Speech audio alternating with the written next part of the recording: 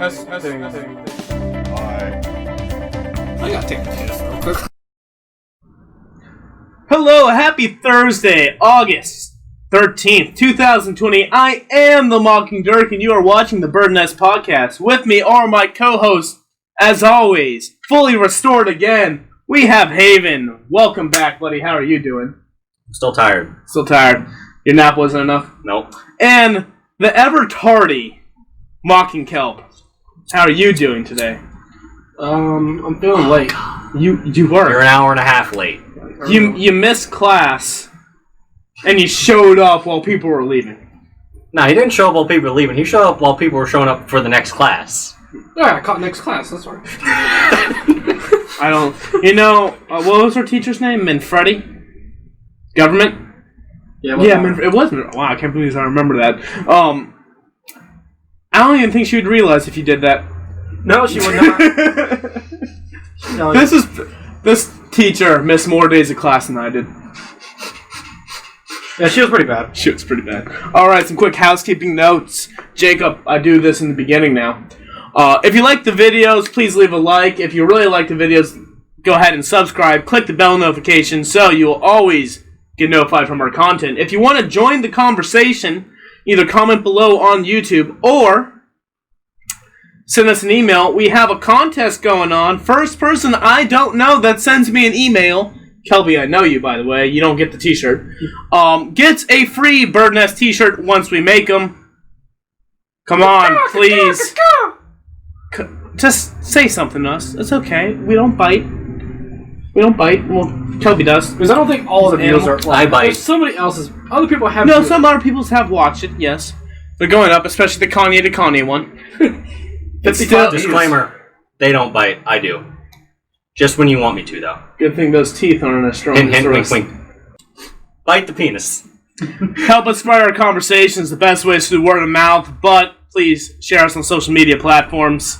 If you want to join our conversation, like I said, comment below or send us an email at theofficialbirdnest@gmail.com. Also, you can follow us on Instagram and talk to us there. I'm going to put this away so I don't keep clicking that. I know, I'm like...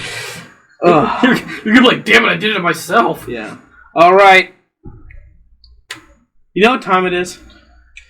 It's time for some football. No. You didn't see the notes, did you? Or I know you did see the notes, but then you just decided to play hooky for an hour and a half. It's bullshit time. Who wants to start it off? Haven. Oh, I don't know if you want that. He has some things to say to you. You do? Yeah. Oh, yeah. I got a lot of things to say to you. Alright, timer's going. Get going. Alright. So, Kelb. I have no idea what I said. I have just recently watched the Mockingbird show. Would you like to explain to me why the fuck you decided to start something without telling me? Because, quite frankly, the impression I'm getting is that you don't like me fucking parenting you. Hold on. Before I say anything, did Derek cut out any of the stuff he said about you?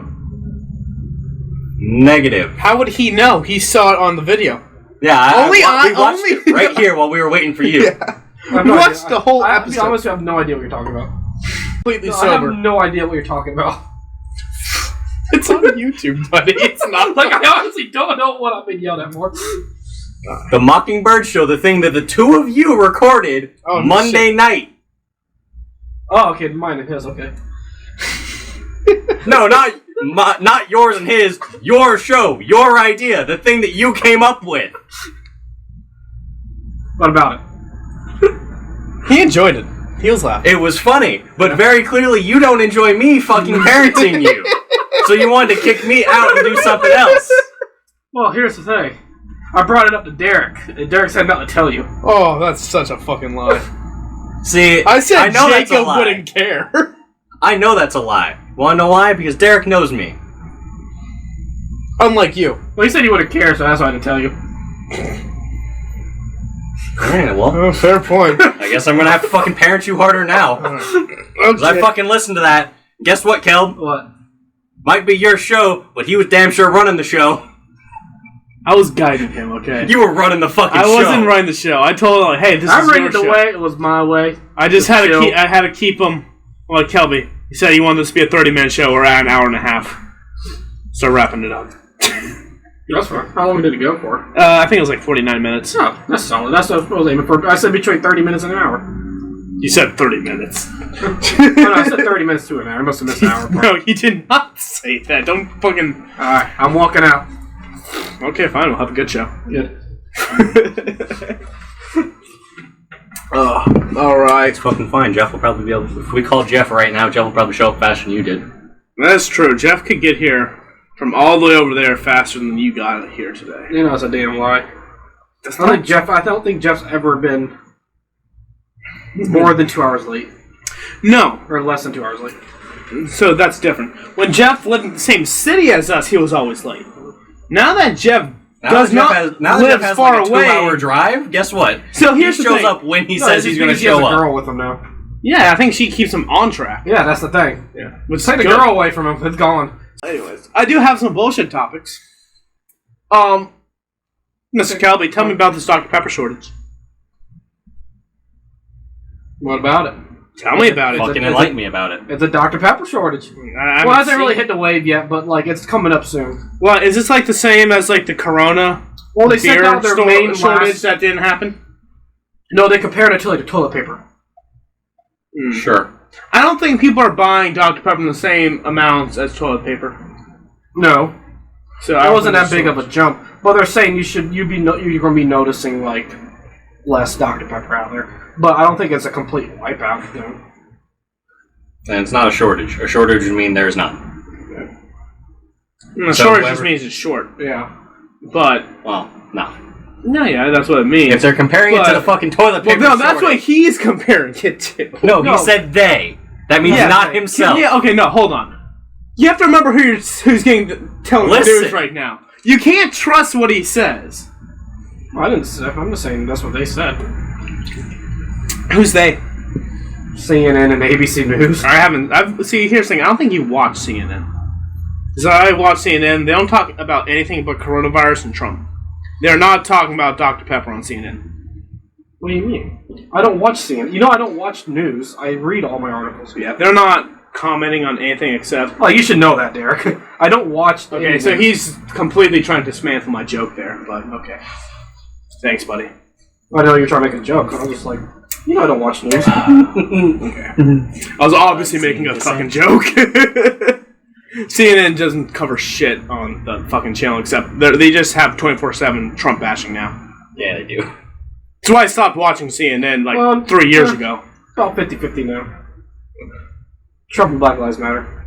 No, they don't really cover too... I mean, they talk about... Not Black Lives Matter, Trump. but like... No, here's the thing. They talk about Black Lives Matter, but they're Trump bashing during Black Lives Matter. Yeah. Like, everything is... that's why I don't listen to CNN anymore, because everything's political. Okay, a lot of people say CNN has always been bad. I disagree with that. They've always leaned left, but for a long time, they were the center news organization you would watch. They did have editorials, but there was a lot of just good news coverage. A lot fair. And yeah, Trump started the beef with CNN, but CNN's kind of just... You can't call yourself a news network if you're just going to run bullshit 24/7. What was that? They're just anti-Trump. They're not even like left. They're just anti. Yeah, that's what I just said. No, not someone's agreeing with you. Yeah. Ugh. What was my other MMA topic? Oh! Jake Paul! First, Nate Robinson has been delayed due to FBI raid. Kelby, you are the master of all the Paul knowledge. How about you enlighten me about this? And there's a lot of crazy shit with that. They never really came out with much detail about it. They just took out some guns. And all the guns, certainly all the guns are registered, but they still took away all those guns. And they don't give any reason why they did the raid. But there was no arrest, there was no nothing about it. I think they should have arrested Jake Paul. Well, there must be something going on if Jake Paul's worried about it. I mean, there was definitely a picture of him in handcuffs. Okay, that was... Well, he was probably detained. Yeah, he was detained. He was never arrested. They raided his house. Well, okay, no, that's wrong. Jake Paul wasn't even in California when it happened. Okay. Well, was a picture of him was that just an old picture of him in handcuffs? Correct. Can I just say fuck Jake Paul because of the whole... Well, that picture, they're just trying to make it look like he got arrested or something, but he never did. But yes, there is a picture out there with him. I think there's a couple. And they're like showing that picture, but that picture doesn't have anything to do with that exact thing. Kind of similar to Trayvon when he, after he was killed, they kept showing him the picture of him as a 12-year-old when he was 19, 20 years old. Exactly. I guess same difference. Yeah. He wasn't even in the state, so that's why they raided his house. They knew if they went, so he was breaking social distancing laws, is what you're telling me. I don't know if it's social distancing laws if you're in your own helicopter. They're probably getting him back for fucking looting the Albuquerque Mall. No, that's the only thing they have kind of hinted at was that. But did you know about that?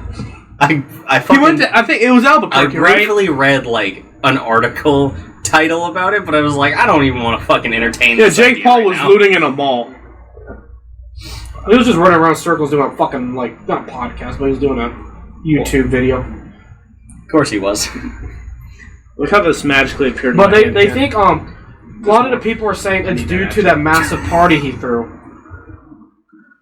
where he had 300 or 400 people at his house. He threw a massive party, and the city got real pissed off at him, and they made a general announcement to the whole city of LA if anybody does a party. I swear, this guy doesn't drive by any other day. Whenever we do a podcast, and he goes. Sorry, please continue. Doesn't do it any other time either. It's only when we're doing it. A lot of people are just hinting at it because he threw a massive party during, obviously, the pandemic. But Trump threw a massive rally. Can we have the FBI raid the White House? I know that's called a coup, but... Same concept, yeah. I don't want to get too political on this. We'll leave the FBI is not technically military, so... Yeah, it'd be if the CIA did. Well, FBI is the highest form of law enforcement in the country. CIA is one of the highest form of military intelligence in the country. It's actually weird. Me and Kelby looked this up back when we were both criminal justice majors. Technically, I think we are still criminal. We'll continue my point. Technically, we are still criminal justice majors, but we're actually looking at it. The U.S. Marshal Service and the FBI are actually equal in terms of authority. So it was just one of those things because, naturally, you would think a lot of people forget about the U.S. Marshals, and it's actually U.S. Marshals are actually kind of a lot scarier than the FBI in a way. I find that very interesting because, I don't know. I still wonder how the Marshal Service really breaks down into the lower ranks. I still want to look into that some more because it's a little weird. I don't know. What are your thoughts? I don't think I've ever met I don't think I've ever met a U.S. Marshal. That's the point. Yeah. Well, the U.S. Marshals go back to way out in the day with when it's the sheriffs and when a sheriff we have sheriffs all across the United States. There's sheriff departments, but way back in the day, it's you had a sheriff, a marshal. You had one sheriff, and then the rest were deputies, and the counties normally kind of go in Wild West days with that. But that lasted for a long time actually. But it was the U.S. Marshal that was in I don't know what if it was supposed to be a marshal per state or something like that. But you had the marshal, and he ran all the different sheriffs. Yeah. But then again, I know in Red Dead, I know that's a video game, but Lee Johnson was a marshal, but he was restricted to a county. Once again, that's a video game, but normally Rockstar is pretty good. I have no idea. It's just a thought. Yeah, but that's the idea. I've met a SEAL, a Navy SEAL before. I've met a fucking Marshal. Yeah, Marshals are kind of... You just can't see what team is on. Yeah. Marshals are very, what do you call it? They're not secretive. There's just not a lot of them. They're kind of they're one of the most... The idea is that you don't know who it is. Well, no, it's not it's not that. It's not they're a secret thing or anything. It's not even that. It's just there's not a lot of them. They're the most elite police. I guess you could say military police would be, but they are the most elite level of policing in the United States. But let's get off that. Let's get into some other topics. Okay, here's something. We're gonna do some friend questions. We're gonna do these on other weeks. I don't know how we want to do it. Kelby. So next week for the podcast, you're going to come up with 3 questions, and you're going to ask us, and they're just friend questions. And you'll see what I mean when I do mine. So this week I decided to go first. So I'm going to ask 3 questions, and both of you guys are going to answer. And then after you guys answer, I'll tell you what's right. And just to see how well we know each other. Now, these are questions I know I have specifically not actually said directly to you guys before, but you still might know. Okay. To be honest, I'm glad you used this, but at the same time, I think it would have been a lot more interesting if it was a question that you've told us the answer to, but not in a long while. Well, so you could see which of us actually remembers. I wish I had a little marker and whiteboard. Yeah, I thought about that at first. We gotta have a video. But the problem is I couldn't remember because we hang out a lot together, but like when we're really talking a lot, it's normally one-on-one. So it's like I can't remember if I've told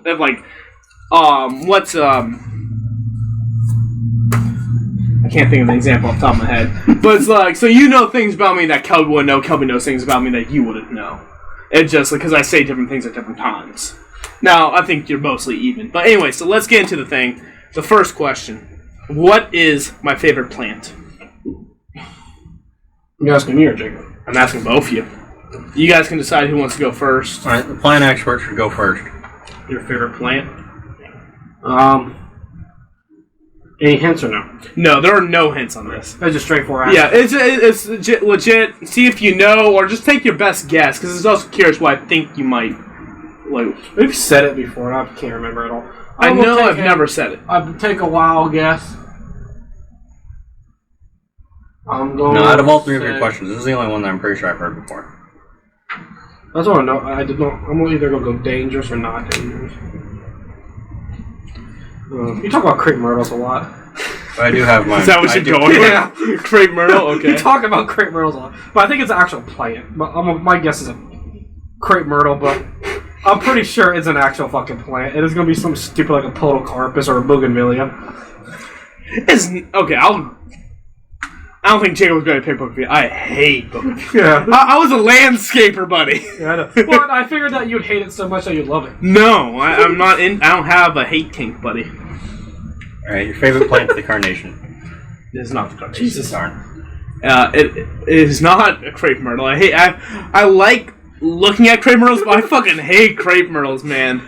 Once again, I'm a landscaper. That's one of the most fucking tedious plants. Now, I will give you this. Podocarpus is my favorite hedge. But my favorite plant is aloe. I thought that I was going to say that was the thing squeaking. I wasn't going to call you out on it, but no, my favorite plant is aloe. Hence why I have like 7 aloe plants at my house. Fair enough. It's also like the most useful plant in existence. Like, just slice thorns off, slice it open, boom. Don't got to worry about sunburn anymore. And someone that been working outside for 3 years, I use my aloe plants fairly often. Alright, what's the question? I mean, I just don't get burned, so I never really have to use Before you say anything, there's 94 U.S. Marshals in the United States. Okay. And then there's 3,600 deputy marshals. Yes. There you go. Congratulations, buddy.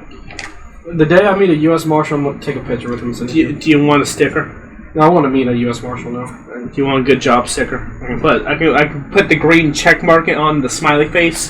Alright, if you want to meet a U.S. Marshal that bad, I can give you a real quick way to meet one. Okay. Oh, yeah. Okay, my next question. Derek, we need to do something real quick.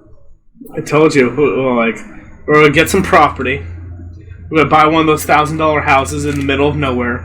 We're going to fill it up with fireworks and we're going to blow the shit out of it.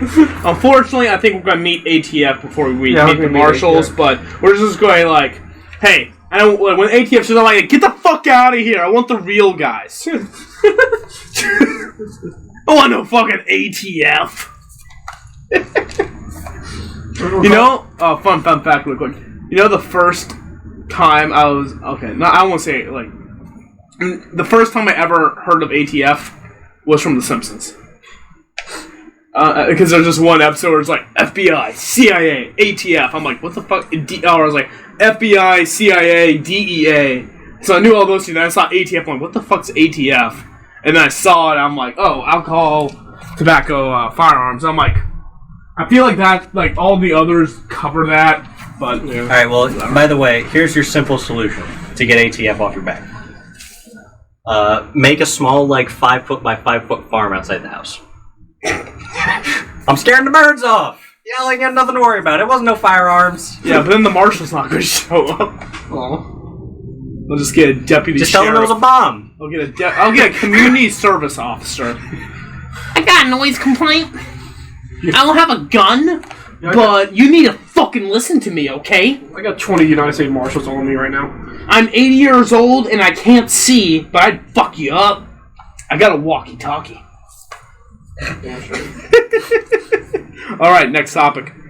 Okay. Don't throw them. It's right next to the mic. Throw them harder. Throw it at the mic next time. Do you want another beer?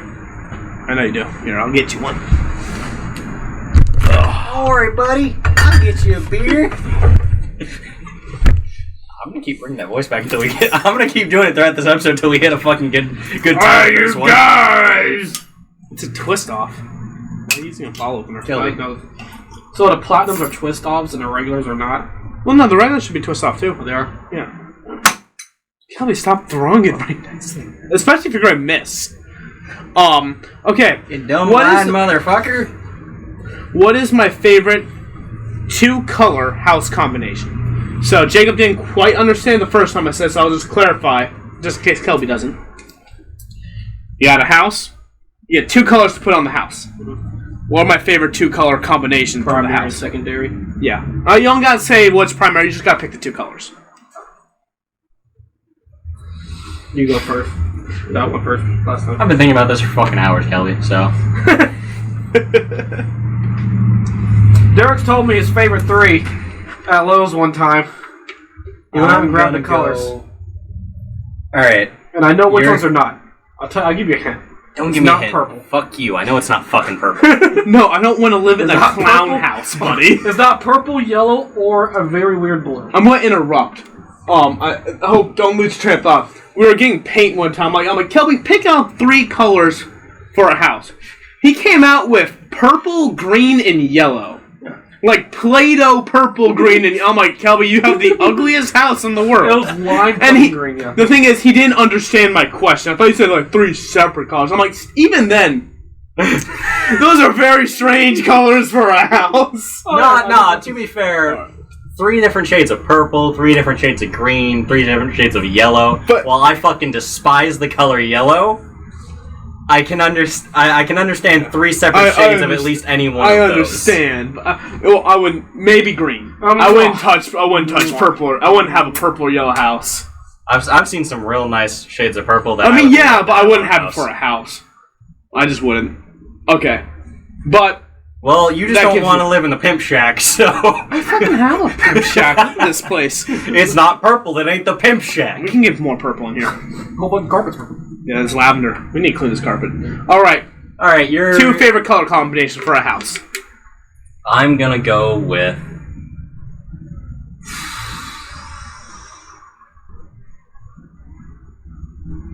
royal blue and white.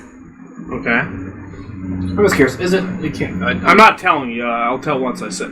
It's a metallic beige and a very basic with a glossy. No, not basic. Glossy finish. Metallic beige and a glossy finish. Okay. No, metallic beige. That's it. Base. Okay. Beige. My bad. No, metallic beige. Oh, beige. Okay. Okay. Please Beige, continue. but metallic. Please continue. Beige, but metallic. Metallic beige. Yeah, okay. metallic Okay, I beige. got it. Yeah. Like a Cadillac. Yeah. Do they even sell metallic house paint? Yes. No, for house, no. Yeah, I was about to say, I don't think house paint comes in metallic. I'll get it. For You can buddy. get it, but no, it's non-regular. Continue, please. Metallic beige I'm gonna and say a my answers glossy again. I what? don't And a think I said my answers loud glossy- enough, by the way. baby blue. That's okay. It's not that. Okay, hold on. I'm gonna say my answer. I don't Okay. think I said my answers loud enough when I said them. It's a royal blue and a white. Jacob's the closest. I would have taken blue. It's either that or black on black. No. Alright, he's not me. Okay. If I was gonna have to pick a blue, it would be like a royal blue. But no, it was blue and silver. That was close. Yeah, so Jacob's the closest. Good job. You don't get the point, but I'll give you half the point. I'll give you a half point. Why silver? Dude, silver's a great beautiful. color, especially when you mix it with a really. Is that the base or is that the primary?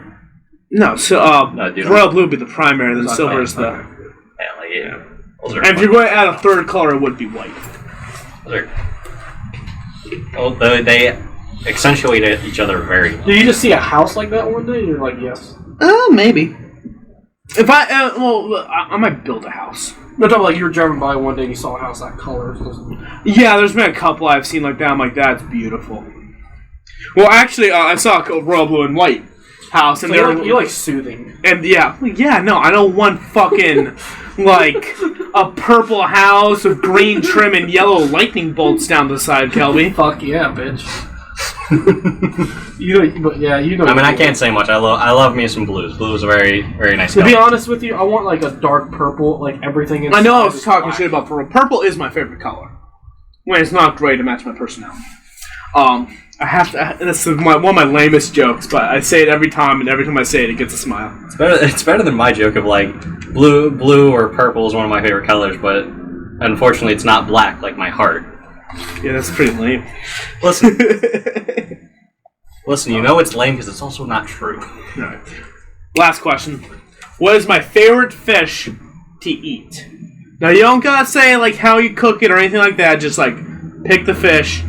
What's my favorite fish to eat?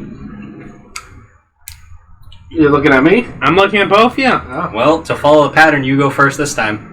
Cobia. Okay. That's funny. That's really funny. My dad caught a massive cobia one time. I ate so much cobia. Honestly? I ate cobia for like a month. Like, my dad caught a really big fucking cobia. Yeah. I feel like cobia's top 5. Yeah. It'll most likely either be a type of salmon or maybe a tilapia. Alright, just take both of my answers. Sounds great. Okay. Okay. Okay, I'm sorry. I have told you so many times how much I dislike tilapia. I know. I know.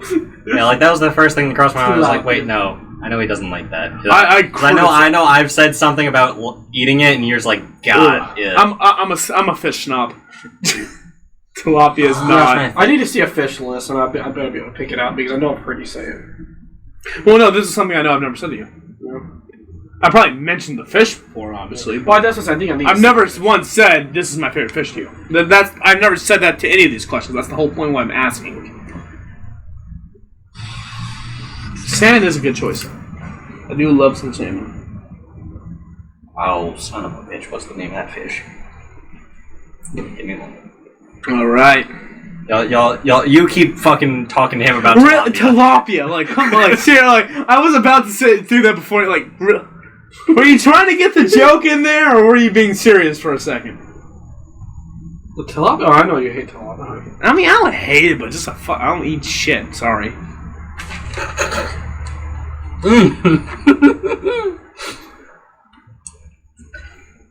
Well, let's start talking about my favorite shellfish, since that's not included on the list. I know which one I want to say, but I'm almost 100% certain you've never had it. But I've had a lot of fish. I don't think you've ever had mahi. I eat a mahi all the time. Where the fuck do you get it? I can't find everywhere. it. Yeah, like mahi is like at almost any. Running House has it. Oh, that's why I don't. I also buy it from the store all the time. I've never fucking seen it. Go to Publix store. Yeah, mahi's great. The best way to have mahi is blackened, and I love blackened mahi tacos. So, like, oh my god, I've never had it in a taco, but like, get a soft taco, blackened mahi is like one of the best shit ever. I like cilantro. If you have the anti-cilantro gene, don't have it because it'll taste like soap. But a little bit of lime juice on it, some cilantro. It's one of the best shit ever. All right, since Kelby gave 2 fucking answers, I'm gonna give 2 answers. I'll give you my final answer. Okay. It's a variety of a redfish. And I'm trying to think of the name of the redfish. Alright, well he fucking thinks. thinks. Biggest blank right now. Okay, please continue. Is it cod or herring? I love some cod. It's not herring. Darn. It's not cod either, though. Darn. Cod's great, though. You can say what it is. Swordfish. Damn it. That's my favorite fish. The best fish I ever had, though, was the king mackerel I caught.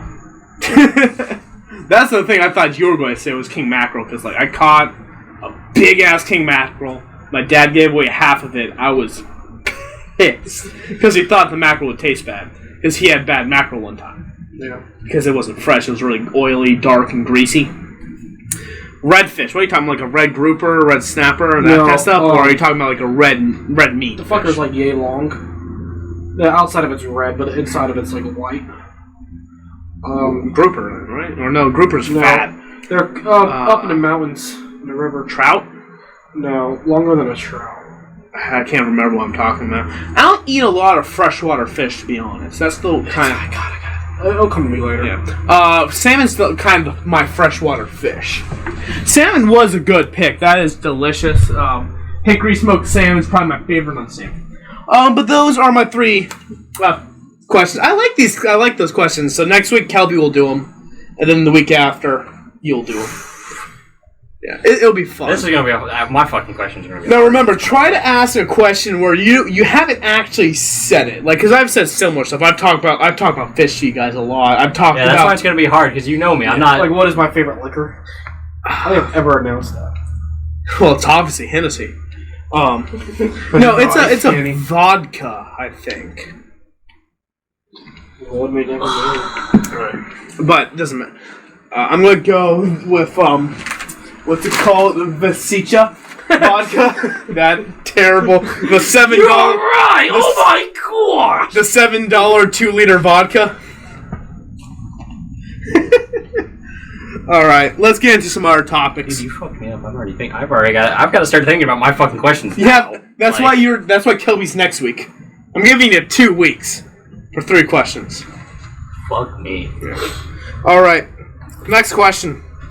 These are a lot of bullshit questions. We're going to have some MMA topics, actually. I know this is not the MMA show, but these are some fun MMA topics. And then we're going to have a history lesson. All right. What barnyard animal would you want to be? Open floor. Let's see. Actually, no, I'll do it this way.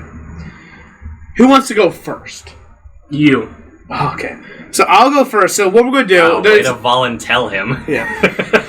He asked the question, man. It's his turn to go first. We're doing a rotation. We've been first for a few times now. Alright, that's fair. Whatever. I'm on. So it's a 2-part question. So it'll go me, Jacob, and Kelby. So it's going to be, what is my favorite barnyard animal? Or what barnyard animal would I want to be? And then what barnyard animal would you think I'd be? You get it? Okay. Alright, which one would I want to be? I think I want to be a steer? Male cow? Like a bull? Well, I was just thinking I was leaning towards that. I think that's probably the one I'd want to be. Well, they don't kill the steer. Yeah, that's why. I get to fuck, eat, shit, and not die. Yeah. Like, but if I'm going to really like, okay, what personality would I be? It's probably like the sheepdog. Or like the, what do you call it? Is it a sheepdog? Yeah, like, you know, the dog that chases off foxes, coyotes, or anything else that gets onto the property.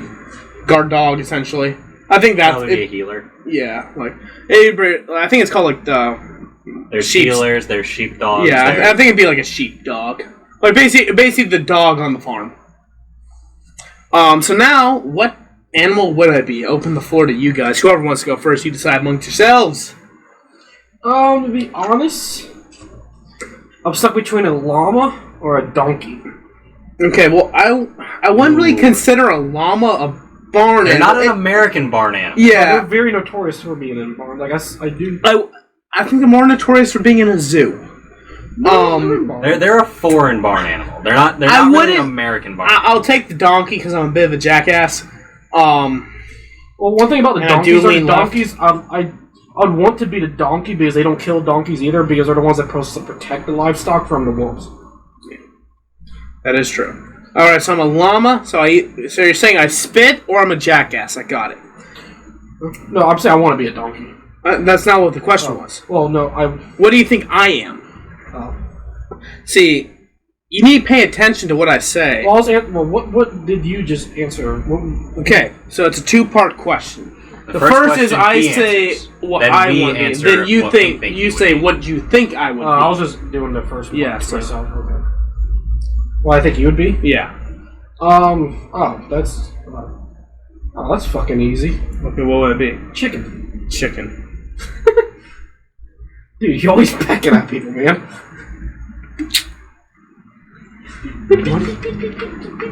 That fucking Derek. I was gonna say goat. Go. Yeah. Alright, I want to hear your reasons why. He says I'm always pecking at people. I don't understand. Well, chicken, sit back for a minute, till you mess with a fucking chicken. Chicken goes, beep, beep, beep, beep, beep. And that's Derek, a chicken. I think he's just thinking of me trying to keep him on topic. Have you met chickens before? Every morning. I put them back in the cage. At work. Chickens are like that, but there's also chickens are weird. You can't. The thing I'll be honest with you, all the chickens have different personalities, and there's one chicken that acts like fucking Derek. And that's the chicken. I wouldn't necessarily consider the chickens that are at your job chickens you would find on a farm. I mean, it's because chickens are very aggressive animals when you. Chickens are unstable. That's Some chickens are like, actually, no, yeah, they're unstable. You're very much a chicken. Oh. Thank you, thank you. That's what I guess. Boom, roasted. I guess I walked into that one. Chicken. All right, Jacob. All right, so yeah, you're both calling me a chicken. No, I'm still calling you a goat. A goat. Why a goat? Because I have seen you just fucking ignore things. It's just like you have those eyes of a goat too. Huh. Yeah, you also do retarded. No, you produce a very good 1,000-yard stare. Yeah. I'm just like. Yeah, you're definitely a good mix between a chicken and a goat.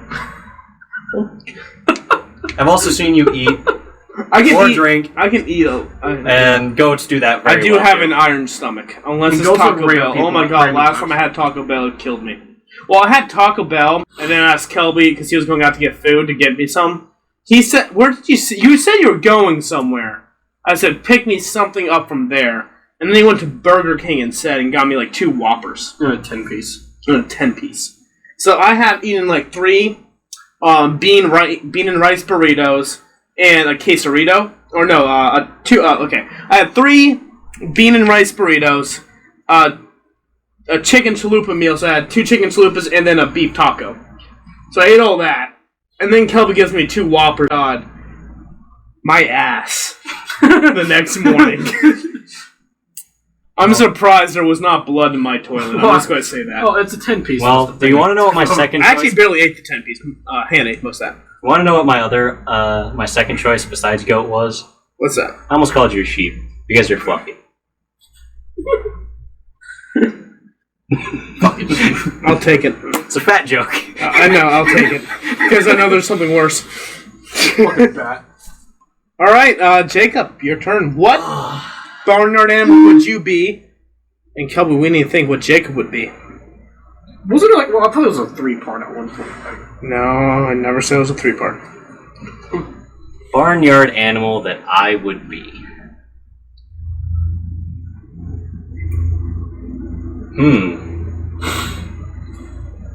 It's what you would want to be. I think that was the when we originally talked about. I think I'm like, what would you be? What would you want to be? And what do the others think you are? But I just like, what would you want to be? Okay. Because I was like, I thought you said 3. Yeah. What would I want to be?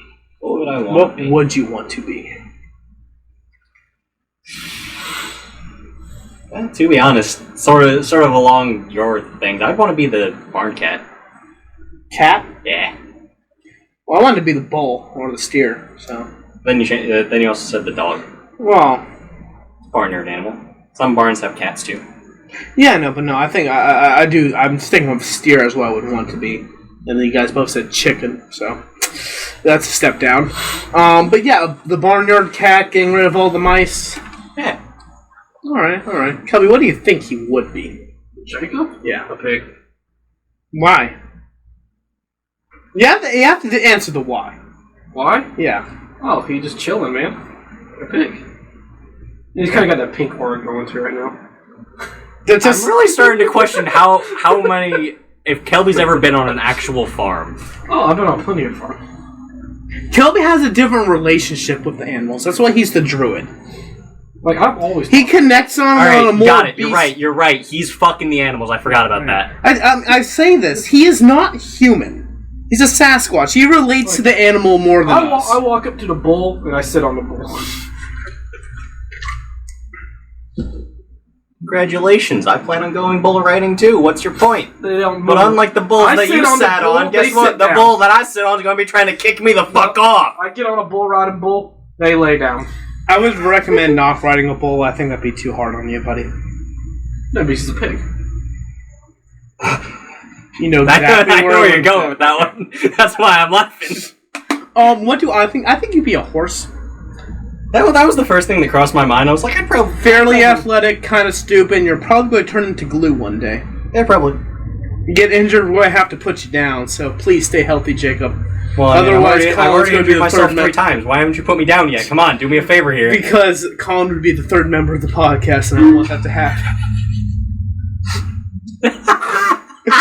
No, we just cancel the podcast. Okay, Colin or Austin? I think Austin. Neither. Austin, for sure. I think it has to be Austin. I'll write it into my fucking will that Austin takes my place. Shit, now we have to.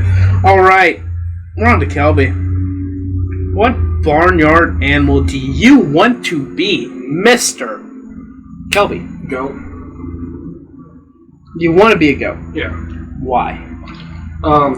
They're stupid. Well, when I was building this one Hey, stage for the Daytona 500, they had a goat farm there. And I've always fell in love with goats ever since I went to that goat farm because they're the coolest fucking animals that was there at the farm. And they were the most chilled, relaxed goats until one of them runs into each other. And then it's fucking war for like 10 minutes, and then they go to their place and sit down and relax. And they're pretty stupid. So, like, anything I do is just explain because I'm a goat. Head empty. No thoughts. Yes. So I want to be a goat. And this is the fun part. Jacob, what do you think he is? You're a fucking pig. Thank you. Thank you. But not in the good sense. See, Please Kelby, continue. this is why I said the thing I said earlier about I don't know how many farms you've actually been on, because there's a difference between animals that you see on farms that are regularly visited by the public. Oh, no, Farm animals that are not raised to be public around raised. people on a regular basis. All these farms I've been to are private farms. Like the Daytona Stage 500 was literally somebody's backyard of his house, and he was just best friends with the main interviewer. Yeah, but that's the thing. He probably is raising his animals to be used to being around people. That's the difference. Well, I mean, most animals are kind of domestic. No, they're used to just the people who live on that farm. Imagine a most farm of where you those have farm nothing but wild animals. Yeah, that's like Like you make sure they're completely like you don't have horses, you have stallions. You don't have pigs, you have hogs. yeah. Because that's, You have that's the thing, chick- Kelby. I just a lot want of these like wild mayhem. hogs are pretty calm. Because that's the thing, Until Kelby. you get A up lot of those farm animals, they're only used to the farmers, the people who live there, because they're being raised to be sold as meat Well, no, or like all whatever. the farms I've been on, they're all for profit. Like, even if the new ones in, they have a cattle ranch Yeah. business. But like that's the thing. Think about it. You're a public business. People come to Oh no, your no! I'm business talking about all the time. well, my dad's built all these other barns throughout my life, and I've always been on farms and barns that are all privately owned by these people. And it's just the one guy in the middle of butt fucking nowhere. all right. I've actually been on a pretty good mix of public and private farms. What and I you know don't really notice a difference. All the animals pretty much act the same. I know exactly. Every now and then they'll get a bad like horse, but then they have to like kick the horse out and they just resell the horse. They put them in like a horse program. right? You would know all about that, right? Bad horse. You have to go to horse obedience school. If you don't pass horse obedience school, they have to turn you into glue.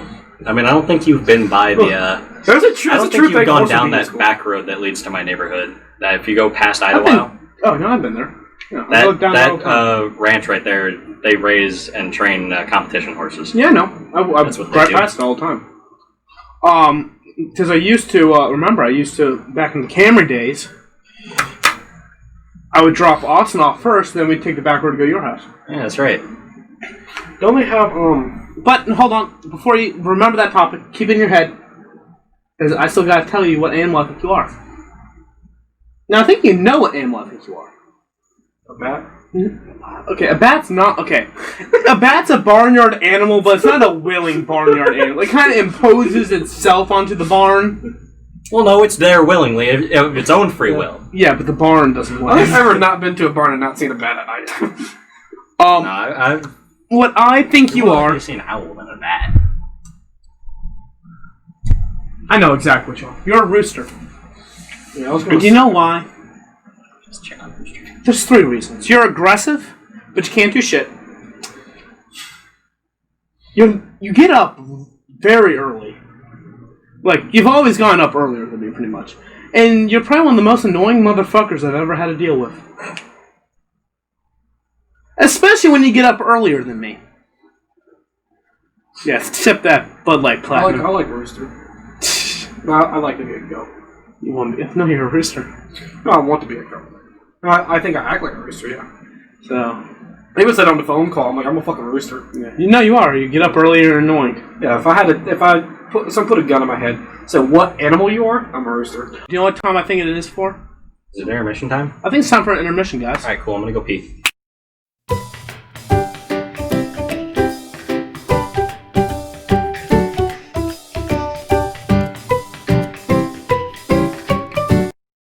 And we're back from the intermission. We enjoyed it. I sure hope you guys. Anyways, we're going to get into the next half of this show, or next couple talks will be MMA. Then there's going to be a history lesson. You might not find it interesting. I find it very interesting. I feel like you guys will find it interesting, heartwarming, and a little bit comical. But let's start this off with some MMA topics. I gotta make a correction. In the Ion Kudalaba Magomed Ankalaev fight we were talking about Tuesday, or our last podcast, I said it was Leon Roberts that was the ref. It's Kevin McDonald. I stand by what I said.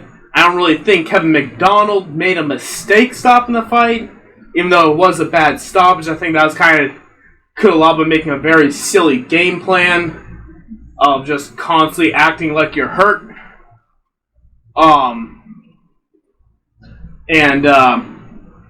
He is also a great ref. Yeah. Let's get into this. Is a Kelby topic. Do you remember how you phrased it, or do you need me to say it? How did I phrase it? Who would you consider as the GOAT of the UFC in this scenario? All right. This scenario happened. If John Jones goes on and beats one more random guy, let's say Reyes, and then he goes and he beats, let's say Stipe beats DC, and then he goes and beats Stipe at heavyweight, and then he retires. And then let's say Habib beats Gaethje, and then he also beats GSP. Obviously, just if it were to happen, who would you consider the GOAT of UFC? Really quick, I do think Jones does have to beat Reyes at this point, because Reyes stuck it to John, and John's avoiding him now. I want to see the Reyes. I want that fight run back. I have thoughts on this. I mean, I know my position on it, so I'll let you guys kind of go first. I feel kind of strongly, unless you want me to go first, but up to you guys. You go first, Jacob. Looks like he's still thinking. Or should I go first? You should definitely go first. I have to think about this from a Habib fan standpoint. All right. All right. Who cuddles better? All right. I'm gonna say it this way. They're all first round finishes across the board. I don't think that matters really. It matters for me. I was going to ask that question of what kind of wins are we talking here. If both of Jones win decision and Habib wins by first round, I pick Habib. Okay. Kelby say that, then Jacob say that. We can't be talking over each other. Why? I think we said pretty much the same fucking thing.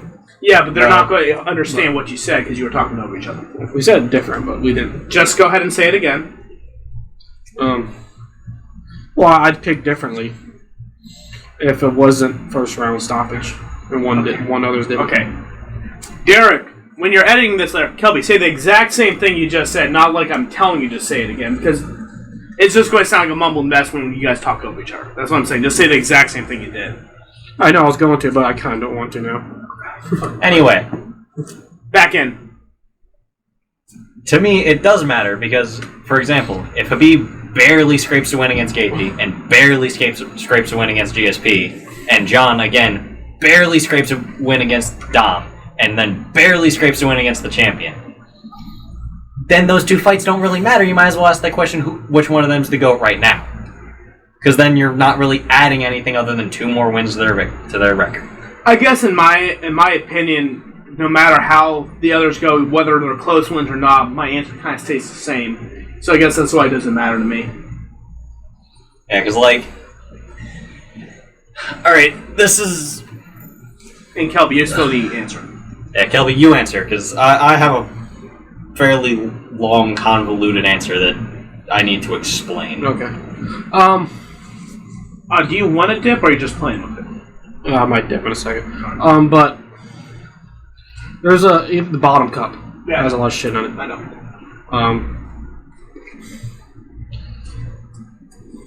If I naturally I pick Jones.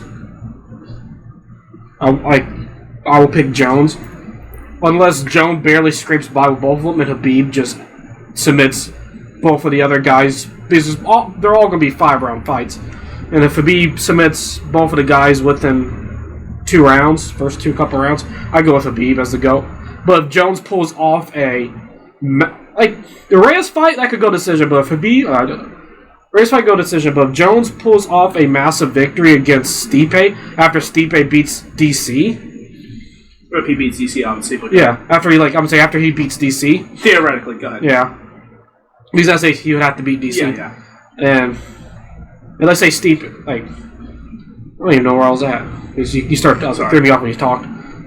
If Jones goes decision, but gets a stoppage over Stipe. If Jones gets the double, gets the light and heavyweight, that kind of takes away any argument for the DC thing too at all against Jones, and then because I think DC has the light, because DC had the light and the heavyweight too. Yeah, but I don't think too many people really hold that over Jones, because DC only had the... Hate to be the fucking DC hater, because I really like DC a lot. I like him a lot more than Jones, but DC was only lightweight champion when Jones wasn't there. Yeah. If DC finishes Stipe, he's the GOAT, in my opinion. Even if Habib finishes the other 2 guys first round. Did you mean Jones, not DC, Jones, by the way? Yeah. Okay, I'm like, that's the next topic, buddy. Yeah. Alright, so you're saying Jones would have to have tough decisions against Reyes and Stipe, and Habib would have to have stoppages for you to pick Habib over Jones. Yeah. So it would have to be really kind of vice. Alright. Jake, But if they were all evenly kind of across the board, I'd pick Jones. Okay. Are we really having these fucking ghost problems again with the goddamn door? No, that was like there. Yeah, that's where that sounded like that came from. Yeah. Oh, now it sounds like that was an acorn. That's something falling. That was like back in. Good. Alright. So I've been thinking about this since you put this in the chat earlier today. It was actually a really good topic. Me and Kelby were just talking, and one of our 3-hour phone call conversations. Well, we talked about this for about 20 minutes.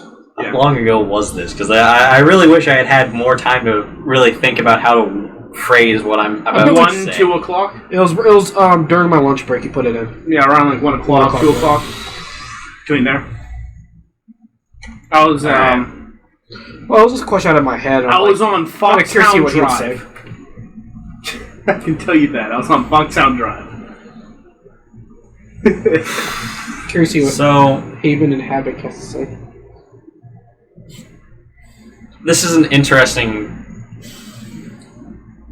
question keep in mind, I am a bigger Khabib fan than I am a Jones fan. So if you wish to take everything I say here with a grain of salt, please do. I don't give a shit. But my biggest issue is Jones is by record the GOAT. If you just look at what he's done and compare what they've done, he's the GOAT, and it leads into something that Derek brought up when Kelby brought up Fedor. Yeah, I'm going to get into that in the next topic, or actually that was going to be my point, but go ahead. You can say it. And it leads into a lot of Khabib's early wins are against people who don't matter. I have a counterpoint to that, and that's that since at very minimum Ayala Quinta, every win since then has been someone that absolutely matters on a greatest of all time. I'm going to interrupt. Since RDA, everyone. So Khabib has been. I'll concede that point. Lately, in the last 3-4 years, Khabib has been fighting top-level competition, but that's in his last couple fights. But go ahead, please. And that's why I bring that point up, because that's the opposite of Fedor. Fedor's competition never really... Fedor's competition... Okay, the name recognition of the Fedor fights went up later in career, but those guys were past their prime. Yeah. Khabib is fighting people in their prime. That's why I think Khabib, in an overall GOAT conversation, would beat out Fedor.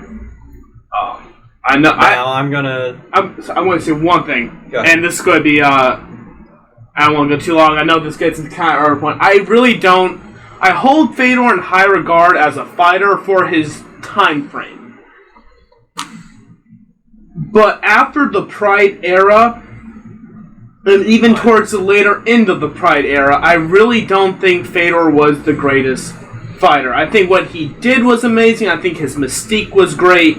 But I think his mystique outweighed his actual wins, losses, and all that stuff. Not to say what he did wasn't extraordinary. It definitely was. But I don't... Are we talking about this later in the topic? Yeah, we are. Okay. But we brought it up now. Because I was like, I want to give my rebuttal, but if we're talking about later, later. Fedor and Khabib have a lot of similarities, in my opinion. But please go ahead. I don't want to get on that. This is going to be a debate if we get into that. I know. That's why I asked. We're about to completely derail this topic. That's why I'm very surprised you wanted me for this one, given the fact that I'm a Khabib fan. Anyway, I believe in letting everyone have their opinions. I'm going to keep moving forward with what I was saying. Well, I understand both sides on that one. Alright, let's stop interrupting Jacob. Alright. So now I'm going to go ahead fuck Jacob. Get to the meat of this point.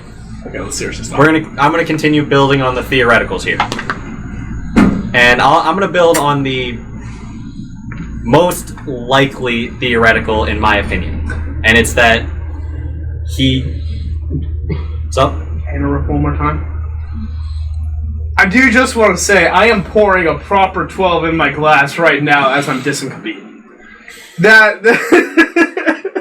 I just want to say, I have a bias. We know you're John Jones with on this pick. Oh, we can skip you. We can go ahead. I am drinking proper 12 right now. We can go ahead and schedule this for a later episode. We will tell the legend of what went down between, at very minimum, myself and you during the lead up to Khabib versus McGregor. I stand by everything I said. That was actually like a point, and not just me bullshitting. But please go ahead. Anyway, I need to stop interrupting. I'm sorry. So I'm gonna go with the scenario and theoreticals that I believe are the most likely scenarios to happen with these two situations. And that's that both of these guys barely scraped their wins against both of these guys. Right? Which is then gonna lead me to, again, take this with a grain of salt, say Khabib's the better of the two, because it'll be the first times that Khabib has had those question marks of, did he really beat this guy or did he just get lucky? Jones has had it with Reyes the first time, with Santos, and then he's obviously got, Justin. Yeah, there was the Gustafsson The fight. first Gus fight. And then there's the Definitely not the Chael second and the Lyoto fight I told you I was talking to you about earlier. And as then well. and I'm going to bring that up too, so please don't take all my topics. So yeah, like my point is in those fairly likely theoretical scenarios, John has way too many question marks, way too many stains on the record for me to say he's the greater guy. And with that, I shall pass it to Darren. All right, okay. I think that's actually a very fair point, and we're both on the same logic, but I think we're almost kind of taking different sides. We usually do in this situation involving Khabib. So here's the thing. Khabib looks dominant at all times in fights. There's very few times in fights where he does not look like he has total control of the situation. I know I'm kind of talking about the records as of right now. I'm going to start with that.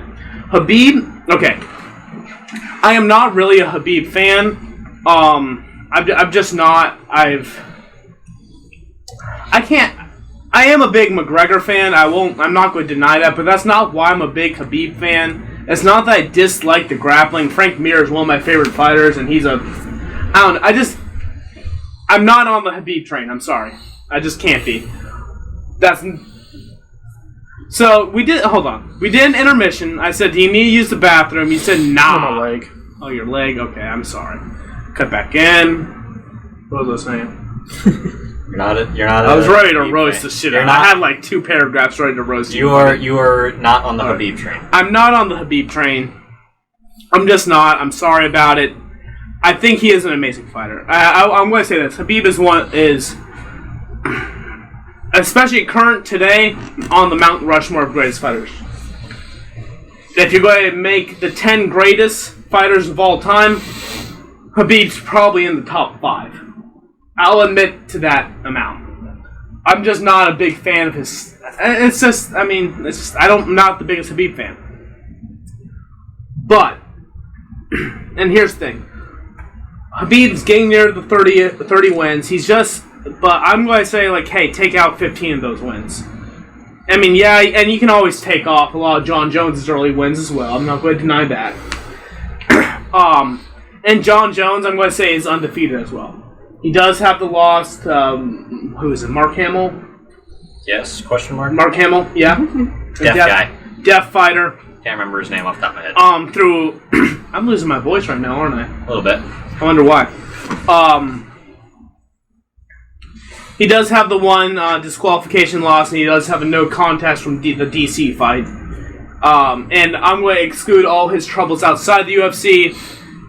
His PED issues, I think, at least the fan base and the larger MMA community has kind of decided, like, hey, he did not intentionally take performance-enhancing drugs. They're both undefeated fighters. I forgot to bring that up. John Jones' legacy is permanently tainted. I'm not going to deny that. Yeah, that's something I wanted to bring up if you don't mind me. Go ahead, please. I interrupted you several times, so please. That is another important factor because John Jones' career had a lot of those sometimes multiple year suspensions where he wasn't fighting, wasn't taking the damage that a lot of the people in the GOAT conversation have had to deal with. It definitely helped extend his career, I think. Yeah, but so he like had that's unfortunately another question mark that is on his career of what would have happened had he actually had to fight all those years. I'm going to jump in really. Well, I mean, I think that was the end of it. Yeah, that's. But there's my. Okay, I'm going to say this. I don't want us to get on it. Let me finish my point. If you want to bring it up, we will talk about before we get to the next topic. John Jones was supposed to fight Rumble. Because of his issues, he could not fight Rumble. I do think Rumble potentially was more than DC was, more than Gustafsson was, probably the biggest threat to him. Even though DC did beat Rumble, Rumble I think is more powerful than DC. I think the best way to beat Jones is through sheer power. DC wouldn't have. I think that's part of the reason why the Izzy Costa fight, and very brief, let's not get into too details why that's so interesting, where Izzy, like John, has the amazing fight IQ, the amazing skill set, all this stuff. You know, John is more skilled than Izzy. Izzy fans, don't come at me. Accept facts. John is more skilled than Izzy. But Costa has a certain level of just sheer power that can walk through anything. Same with Rumble Johnson, and at heavyweight, same as Francis Ngannou for the most part. Coming off that point, go ahead. Sorry. You brought up something that I want to just really quick. That I just want to put on the schedule. John being more skilled than Izzy. That's a topic that involves not just comparing those two, but a couple other comparisons that I want to kind of bring up and devote a whole like MMA section to that. We can do it on Sunday's show. You know, that's all. MMA roundup. Like I could do a 5 minutes on that. Okay, one. we got. We can really break that down. It's more than just Izzy. Or do we want to do a special episode ahead of the Izzy Costa fight on that? Like, we'll decide later. But John Jones. When's the Izzy Costa fight? Because one of the other comparisons is Khabib and Justin. So. Because I think they're doing 2 pay-per-views in 1 month. It's past my birthday. I know that because I was looking. When is the Khabib fight? October? Yeah. Mm-hmm. It's the same month as that. They're doing 2 pay-per-views that month. Alright, then we'll save it for. Can I just say that's insane? They're putting 2 superstar pay-per-views on in the same month. Yeah, because the other comparison is Khabib and Gaethje. Because I had some thoughts running earlier when I was talking to myself. We'll talk about this stuff later. October's always a popular month. Please put all these because Khabib comes back in October. Yep. And that's getting back to the point. For the other topics, put those in the chat. Let's not forget about them because I really would. I mean, I can talk about these topics for 5 hours with you guys. I love talking about this stuff. You know it. But I want to get back to this. And I'm going to, because this has kind of been going on for a while because I'm pretty buzzed right now, to be honest. So I'm rambling. It's also like my 3rd drink, but it's a double. Okay, oh shit. Jacob, you fucked me up. I just saw my phone go off. I'm like, oh shit, Jacob was in the Birdnest. We have a Snapchat podcast. If you subscribe and get 5 other people to subscribe, you can join the Snapchat group chat for a day and give us 3 topics. Kind of bullshitting, but I want more subscribers. We only have 8. And it's all people I know. Anyway. Can you see who subscribes? Huh? I can look, but I have to check. Anyways, really getting... Have we seen this fight? Sorry. Yeah. Okay, I'm officially past the one guy, I think I'm drunk at this point. Guy in point. the yellow bandana gasses out. I think I'm drunk at this point. I'm this really one had unlimited rounds. Kelby, please. You need to help me get on this topic. Don't interrupt at this point. Let me just finish, no matter what I say. John and Khabib. As of right now, yes, Khabib is undefeated. John is technically undefeated. He has the one disqualification. It's a bullshit rule. It is a rule, but it's a bullshit rule. And not only is it a bullshit rule, in that case there's an extra controversy because Mark Hamill is deaf, and couldn't hear ref instructions. And they just happen to have the worst ref in the game reffing the fight. There's a lot of shit going on in that fight. They had the whole damn Thank toolbox. God it wasn't a title fight.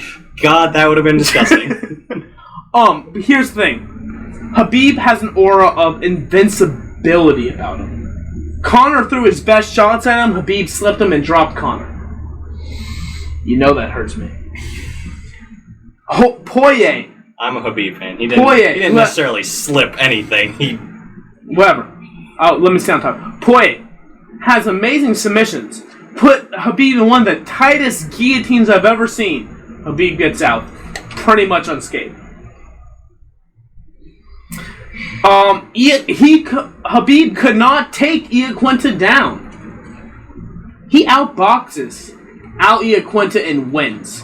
And this is a guy even now people say has pretty much no stand-up skill. Yep. People say, yeah, he dropped Conor, but that was a lucky punch. That was the lucky wrestler's overhand. There's all that stuff against people. John Jones, as great as he is, a natural-born athlete, one of the best fight minds in the sport, physically advantaged in pretty much every way possible. His only thing that stands against him is his own vices. has been tested time and time and time again. He has been rocked. I think Leo Machida rocked him. He pretty much ripped his toe off, not just broke it, against Chael Sonnen. Still finished his Chael Sonnen, then realizes, oh shit, wow, if I made that to the end of the round, Chael Sonnen would have the belt. He goes into a war of Gustafsson, manages a win. He beats DC, he beats blah, blah, blah, blah, blah, goes on. He beats Gustafsson again, then he goes into a war of Thiago Santos, a man that tears his ACL, MCL, PCL, breaks his tibia. And the meniscus. And he had stuff in both legs. In the second round, it's a 5-round split decision. I remember watching that fight live, I'm like, shit, Thiago Santos might have won this. I think Jones won, but Santos might have won this. John Jones wins. He retains. He fights Dominic Reyes, who I give that fight. I think Dominic Reyes he put a beating on him. It was definitely a close fight, but I think he put a beating on him. And I think John Jones is ducking him right now, to be completely honest. I think, to be fair, I think John Jones is like, hey, I gotta win. Why would I want to take another super hard fight for the same pay? I think John Jones wants a pay bump if he wants to fight Dominic Reyes, and I support that. Yeah. So Khabib has this air of invincibility. John Jones has shown he can adapt to any situation, even in adversity. And he's one of the greatest athletes alive. Let's say John Jones beats Reyes, Khabib beats Gaethje. Gaethje is the biggest challenge to Khabib. Reyes is the one guy that people really can say had beat John Jones. They both win. I really don't care how. A win is a win.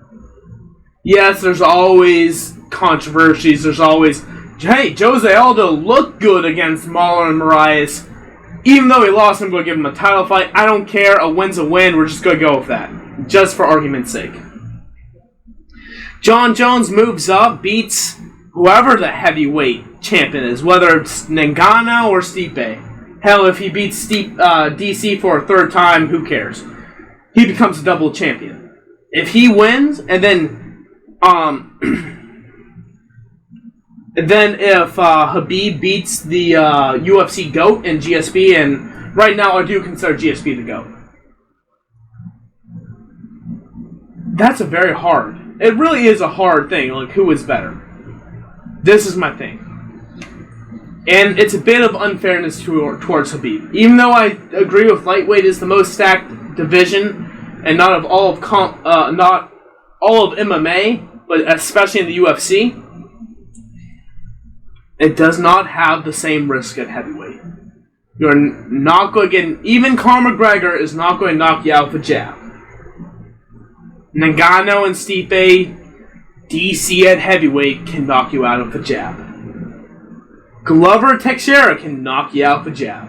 The power level at a higher weight class is that much more, and that's why, especially in boxing, you call the heavyweight champion the baddest man on the planet. Floyd Mayweather's the greatest boxer of all time. He's not the baddest man on the planet, whoever the heavyweight champ is. Tyson Fury is the baddest man on the planet. Anthony Joshua, blah, blah, blah. There's a certain rank of power that's with the heavier class. That's one point. The other point, which makes it 100% with me, Khabib, and we talked on this briefly. This is going long. I'm going to try to hurry up soon, because we got a lot of topics left, and I'm going to be drunk talking about history. This is going to be perfect. Khabib has not cleared out lightweight. You can't argue he has. There's always been contenders at lightweight. He has never once cleared it out. You can't argue that. If you do, I'm going to tell you you're wrong. I'm pretty hard on him, but he has not cleared out lightweight. Alright, name someone who's not Gaethje, Tony, or Gaethje and Tony. They're right there. He has not beat them. He hasn't cleared it out. That's the point, though. That's the point of this suggestion here. If he beats Gaethje... He hasn't beat Tony. That's the thing. Dan Hooker's currently going around. He's a top guy. Yeah, there's other top what I was saying guys before you cut me off. Name someone who wasn't Gaethje, Ferguson, or Hooker.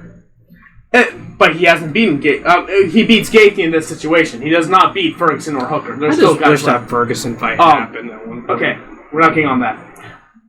John Jones has cleared... Jones has people he hasn't beat Jan Blachowicz. That's a current generation. Let me finish my point. John Jones has cleared 3 generations of fighters.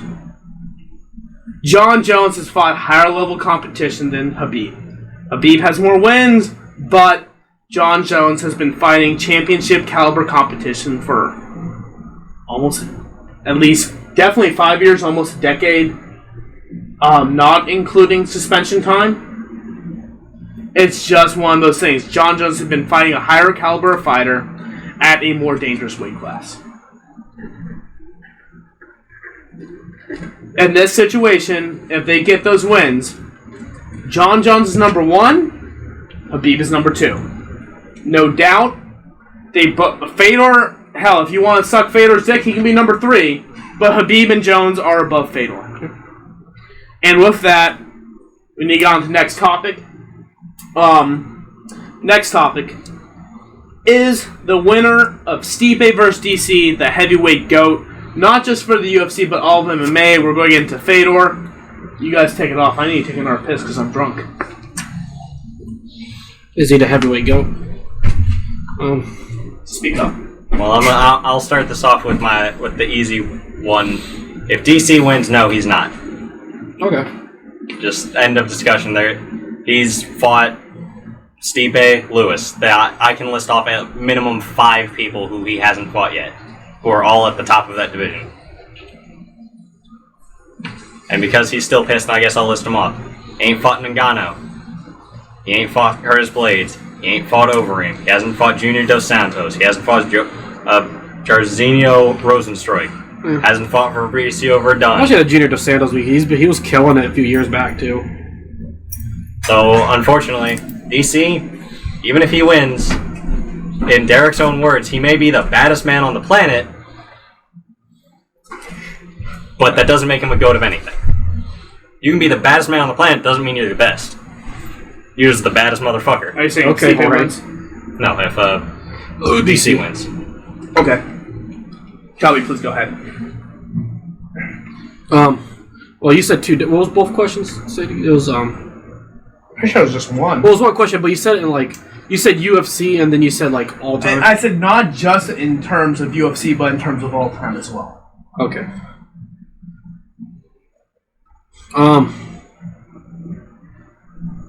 For DC and Stipe. For heavyweight, I think DC goes down as damn near on Rushmore, but I don't think he'd be the greatest heavyweight of all time now because of the lack of people he's fought in heavyweight division. But he's done a lot overall between light heavy and heavyweight to where I don't know. And that exact question now for DC. Well, that was the question we were talking about, Yeah. and that was the question you were arguing with me earlier. That question, no for DC, and for Stipe, no. So, in the sense of heavyweights of all time, I still think Fedor is. I think the greatest heavyweight in the UFC would be Stipe. all right. I'll get into my Stipe since I didn't say my Stipe. Well, because I just talked think about DC. Fedor, what he did in that 9-year, 10-year span, is incredible. Was it 31 wins he had? He didn't have 31 wins in a 9-year span, though. He had, what, 7? He did not. He wasn't an active fighter. What was it from? Yes, yeah, okay, sorry. Go ahead with your Stipe point. I'm going to argue the Fedor point till the day I die. Well, I think Fedor right now is the greatest heavyweight in sports or fighting, not in the UFC though. Well, he never fought in the UFC. He doesn't apply for that at all. That's what I'm saying. If you'd have said UFC, I would have always said Stipe. Listen, Fedor may have had a 34-0 record before he finally took a loss. Yeah. But he's not the greatest by any stretch of the imagination. There's several fighters who are done more than he has with less question marks than he has. which is where my Stipe point gets into. This is when I hear that question, I'm like, okay, heavyweight, just heavyweight in general of all time. I'm like, okay, I'll go with Fedor.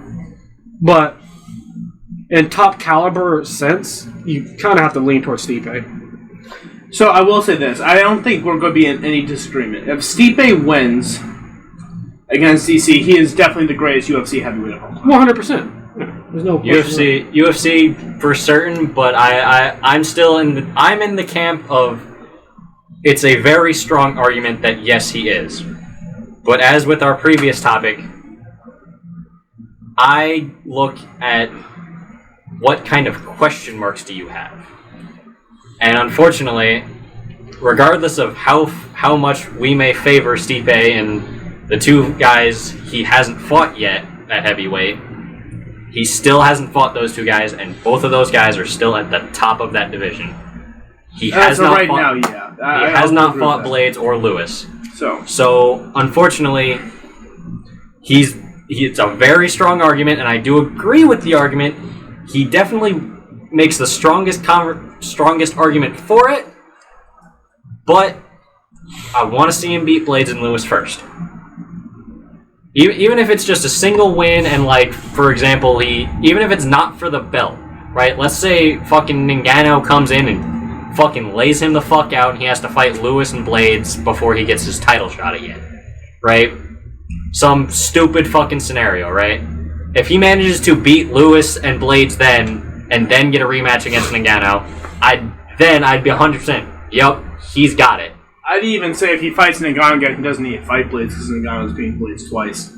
Well, you start talking that, you almost start talking goat. I know we've talked about that before, but I want to challenge Kelby on a point really quick. It's a 27 fight win streak Fedor had. I'm just going to ask you a question, straight up. Who is the greatest bantamweight of all time? Greatest bantamweight? Yeah. Who's the greatest bantamweight? In the UFC or just in all time. No. Just in general. It's an easy question. I don't know. By your logic, it's an easy question. I have to look that up, figure some stuff out. Yeah, but see, you don't know the name. Who largely considered who's the greatest bantamweight of all time? Do you know who that is? Be Dominic Cruz. Yeah. Largely considered. Greatest bantamweight of all time had a 37. I'm not calling him the greatest, but a fighter had a 37 fight win streak at bantamweight, undefeated for so long. His name was Hen Barao. I don't think anyone considers Hen Barao the greatest bantamweight of all time. I think everyone considers Dominic Cruz pretty much, and the reason why is because Hen Barao really didn't compete against Dominic Cruz. And I apply the same logic to heavyweight with Emelianenko, that he did not compete against the greatest of all time. He didn't compete against Josh Barnett. Great weight class too, though. He didn't compete against Josh Barnett. He didn't go against Cain Velasquez. When he went against Fabricio Verdum, who's one of the candidates, he lost. He did not go against the greatest fighters of all time. He had a padded record. He beat some good guys, and at points he was the greatest fighter. He was not the best of all time. I refuse to admit. I just think Fedor doing 33 fights he won in a 9-year stretch at heavyweight is very accomplishable, and that's why I consider him the greatest heavyweight of all time, but not in a sense of it's no. I just don't. I can't say he is. I completely cannot say. In my opinion, Cain Velasquez is the greatest heavyweight of all time. I'll say that. Nowadays, especially if he continues to fight, I hope he doesn't, because he just has so many injuries. But no, I think Cain is the best. But Stipe has the record in the UFC. He has the record for most title defenses. I think definitely in this fight, Stipe versus DC, whoever wins, is great as UFC heavyweight. I think if Stipe wins, he can make a claim at the greatest heavyweight of all time. If DC wins, he can put his name forward, but it's going to be a continued argument between Cain, DC, Stipe, or Stipe might get bumped from the list if DC beats him, Fedor, but all the other, some people say Lesnar. Junior Dos Santos. I can't put JDS because he lost to Kane twice. I think that's the same concept. Josh Barnett is another exactly guy. the same thing with the DC thing. The thing is, here's the one. If that happened. Here's the one thing. It really is going to depend on who wins, and I think we'll have to revisit this conversation Sunday. Briefly. Probably will. It was a draw. You dick. It's no contest about pop. Well, No, that just went everything out That's the window. even. Fucking, I guess Fedor's the best. Nah, I'm gonna go Kane. I don't want to shit on Fedor. I do like Fedor. I have a fun time watching Fedor fights. I just don't like some of the best heavyweights is, in my mind, like Josh Barnett, Nogueira. Even though I know Fedor did beat Nogueira, DC also he beat Little Love. He didn't beat Big Love. I think I'm being quiet. It's just one of those things where the greatest heavyweight's kind of a tough argument. It really is, because there's so many different eras. You fucking said Randy Couture in there earlier. I just don't think Randy Couture is fighting the highest level competition. It's kind of very similar to the same argument I'd go against Fedor with. But the thing is,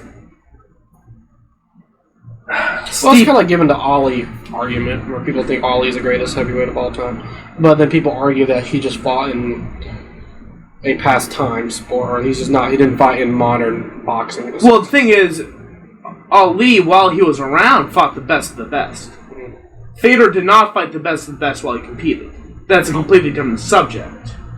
Now, if Ali stayed around into the Tyson era and was fighting Joe Schmo and Billy fucking Two-Dick Lewis, yeah, and people are still saying I'd be starting to complain about that. Now, boxing does have boxing records are a little. It's a different sport than MMA. Everyone in boxing gets a little padded, but that's the I mean, if you want to argue between the greatest boxers, in my mind, the greatest heavyweight. But I mean, if you're just talking about heavyweight, it's going to be Ali or Tyson. Normally, you're talking about. It's normally one of those two people I talk about. Between those two, personally, I'm going to pick Tyson, but I'm not going to argue anyone that says Ali. That's the thing. I think whoever wins this fight is the greatest UFC heavyweight. If DC wins, I don't think he is the greatest heavyweight of all time. I think Kane is. If Stipe wins, I think he really does make the argument for. I would love to. The problem is what you said. Both guys have not fought the guys they really need to say you're the best heavyweight. Yeah. And that's the problem with it, because heavyweights get injured a lot. Yeah, and this is a point I wanted to make a few moments ago when you brought up that and you can take... say this point, Kelby, if you have any last points, you can say that, but after that we're going to move on to the next topic, because we got a lot left. This is a point that I will probably end up bringing up in some of our and a couple of our now later scheduled conversations, but like you said, you could take Curtis Blades off there because Ngannou's beat Blades. Well, unfortunately, this example is a really good one. You could be fighting somebody who's 0-20, right? And you could have beat every single person who's beat that guy. All 20 of those guys. Dominated all 20 of those guys. But that one guy just happens to have your fucking number. And you cannot beat him no matter what. Yeah. I think until Stipe beats Derek Lewis. Seven's truth. No, I'm just bullshitting. Until Stipe beats Derek Lewis, he's not. So that's why I want to see him fight those two. Okay. I'm sorry. That was more of a joke when I said it, but... Yeah, Kelby, do you have any last points? Because I'm going to end it out. I'm going to shut up Derek Lewis, even though I love him. Until he beats Derek Lewis, he's not Derek the greatest Lewis is third in line for a title fight. Yep. Yeah. That's the thing. Like, you're saying, if he needs to beat Derek Lewis. I know you mentioned him. Not that, you need to beat Derek Lewis, and that's the definitive one. He needs to fight him in the third fight. I mean, to be fair, I didn't even say he had to beat him for the defending a title. He just has to beat him. I know. I understand that. But just, I love Derek Lewis. He's one of my favorite fighters. He's one of the most exciting fighters at a heavyweight right now. I think he might be the most exciting fighter at heavyweight. If he runs through Lewis, Blades, and Nagano, he's the greatest. Curtis Blades is above Derek Lewis, in my opinion. It goes Ngannou, Blades, Lewis. Oh yeah, you're right. I forgot Blades just fought. Yeah, I forgot about that. That's my opinion. I would love. Yeah, You know, I think they should do. Let's just match Blades and Lewis against each other. Feed Lewis to Blades. We talked about this the last I episode know. we recorded. I think Lewis has a good chance. We're getting okay. We'll save this for something. Are we okay to move on to next topic? Yeah. All right. You two do this. Lewis Blades needs to happen. We know it. All right. You know, remember the topic, right? It is. I'll speak loud so you can hear. Yeah, talk louder. Okay. What top fighter can drop a weight class and deservingly get a title fight? In my opinion, there's really only one, and this is what brought the topic up. Yeah, I'm not okay. I'm not going to say no love because the kind of. I'm going to go start with that. But I'm not going to. I want to pick no love. I will pick no love, but I'm not going to pick him. All right. In my opinion, Cody Garbrandt dropping a weight class to flyweight from bantamweight. He is one of the very few. First, the only two people. There's two title contenders at flyweight right now, and that is Brandon Moreno and Askar Askarov. They're both great fighters. Deiveson Figueroa is a great fighter too. Flyweight has a bunch of great fighters in it. It's just not an exciting division to the popular fan base. Hate to say it, that's the fact. Okay, so Cody, for this topic, should we just disclude Cody? And none of us can pick. I'm having Cody being my first point. There might be one other fighter, but I want you guys to go after this. But let me finish the Cody. Well, I want to hear who you pick, not besides Cody. Well, that'll be after you guys go. But Cody is my point, and he's the one that brought it on. Because he is actually a guy that I can say, yeah, he can drop a weight class and he can deserve a title fight. Because there's contenders, but there's no one that's really, I think, stood out so much that they definitely deserve the point. My other pick is, now go, is for women's flyweight, so against Shevchenko. Yes, I understand Jennifer Maia just beat Joanne Calderwood. And she's getting the next title fight. I understand that, but I do think if any of the top five at bantamweight, which would be Jermaine Durand to me, Holly Holm, who I'm going to say definitely I don't think can make flyweight. But after that, there's Aspen Ladd, Juliana Pena, or Raquel Pennington. If any of those last three, 4, 5, Pennington, Pena, and Ladd drop down to flyweight, I think they could jump the line above Jennifer Maia to fight Shevchenko. So, in my opinion, the only ones that really you can definitely say deservingly get a title fight are Cody Garbrandt dropping down to flyweight. The only other person in the top five, maybe Marlon Moraes, but I don't see him being able to make the weight class if Marlon dropped to flyweight. But yeah, so I'd say Marlon and Cody, and then I need to show. Go to light heavyweight for a minute. let me finish. Marlon and Cody, and then Ladd, Pena, and Pennington in women's flyweight. So what was your point? Light heavyweight? No, I need you to look at this. Who the fuck left? DC. Did they finally take him off? Yeah, DC is not on the thing anymore. God. Also, Weidman's not ranked yet. Which I thought he'd be ranked by now. Weidman should be ranked. But I don't know. Let's not get off topic too much because it's kind of running long and we got a lot to talk about still. Yeah, I just want someone else to confirm I was seeing it properly. Yeah. Okay. Does anyone else have any picks? Those are do you guys agree with my picks or not? Like really quick. I think the basically the bantamweight divisions in both dropping women's is easy pick. Yeah. All right. I think the bantamweight divisions in both men's and women's, the top five people can kind of drop down to the flyweight and kind of deservingly get it. In my opinion, for bantamweight, it's really Marlon and if Sterling did drop, I guess you can give him it. I wouldn't be against it. I wouldn't say. Pedro Munoz is number 5. I definitely don't think Munoz could get a title fight right away if he dropped. I think that would be I might want to see Brandon Moreno more than Pedro Munoz in that case. But when I do these topics, I kind of like bullshit all the topics. All right. So I was like, that's exactly what I told Jacob would happen. So please go ahead. So I was like, I want to pick I wanted to pick a welterweight that was in the top 5 and drop him down to lightweight. Yeah.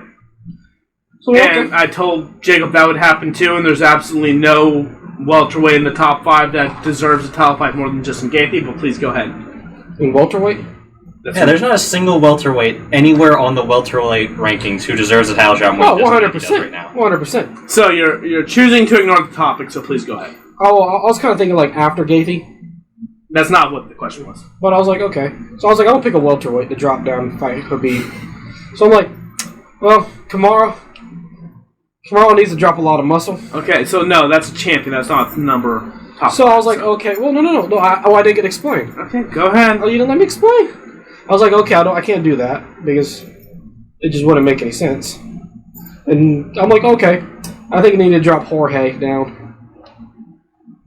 Get the big bucks. Didn't I say this on the way to drive over? He was going to say Jorge versus Khabib. Yeah. Yeah, it's almost like you knew exactly what he was going to say or something. Yeah, I'm Jorge against Khabib. Jorge doesn't. I want the big money fight. I like money fights better than fights that make sense. You know who the big money fight, the real money fights is me! Well, no. You already punked those losers at the press conference. And I think Khabib wants the baddest motherfucker title. Doesn't Kamaru Usman currently when he have the baddest motherfucker title? No, it just always stays with Jorge. So even if Khabib does beat him, he wouldn't get it. So this proves your point. Okay. I'm cutting off your points unless you have another guy. But we're moving to Jacob now. After Jacob, I'll give you my realistic one. Alright, so I'm going to preference what I'm about to say by putting my standpoint on a lot of these guys already. Well, yes, they are doing it over the course of several weeks most of the time, but a lot of these guys are already cutting anywhere from 10 to 20 pounds of weight to make the weight classes they're fighting at now. As a person who cut weight for wrestling, yeah, they've got a day to recover, but I was only cutting 5 pounds leading up to a fight. That's 5 pounds in a single week. That's because you don't have that Kevin Lee gene. Fuck Kevin Lee jeans. But that's why I have a hard time coming up with this one, so I'm going to entertain this idea of who I think deserves it. I don't think any of these guys should do it, because they're already cutting enough weight as it is. So, sitting here going through this, the first one, looking through all of the rankings that came to my mind,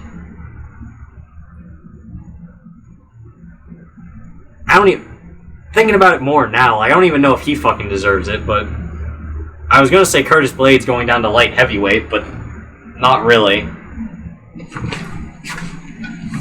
But sorry, who'd you say? Curtis Blades going down to light heavy. That would be fucking hysterical to watch. Curtis Blades at light heavy. Can you say Curtis Blades deserves it more than Reyes or Santos? Maybe Santos. I don't know. yeah, like, that's the thing. Is like the more It's not a bad. the more I've thought about it, like if he Reyes could make is the a weight, harder argument to make. if he would make the weight, I think I would entertain that.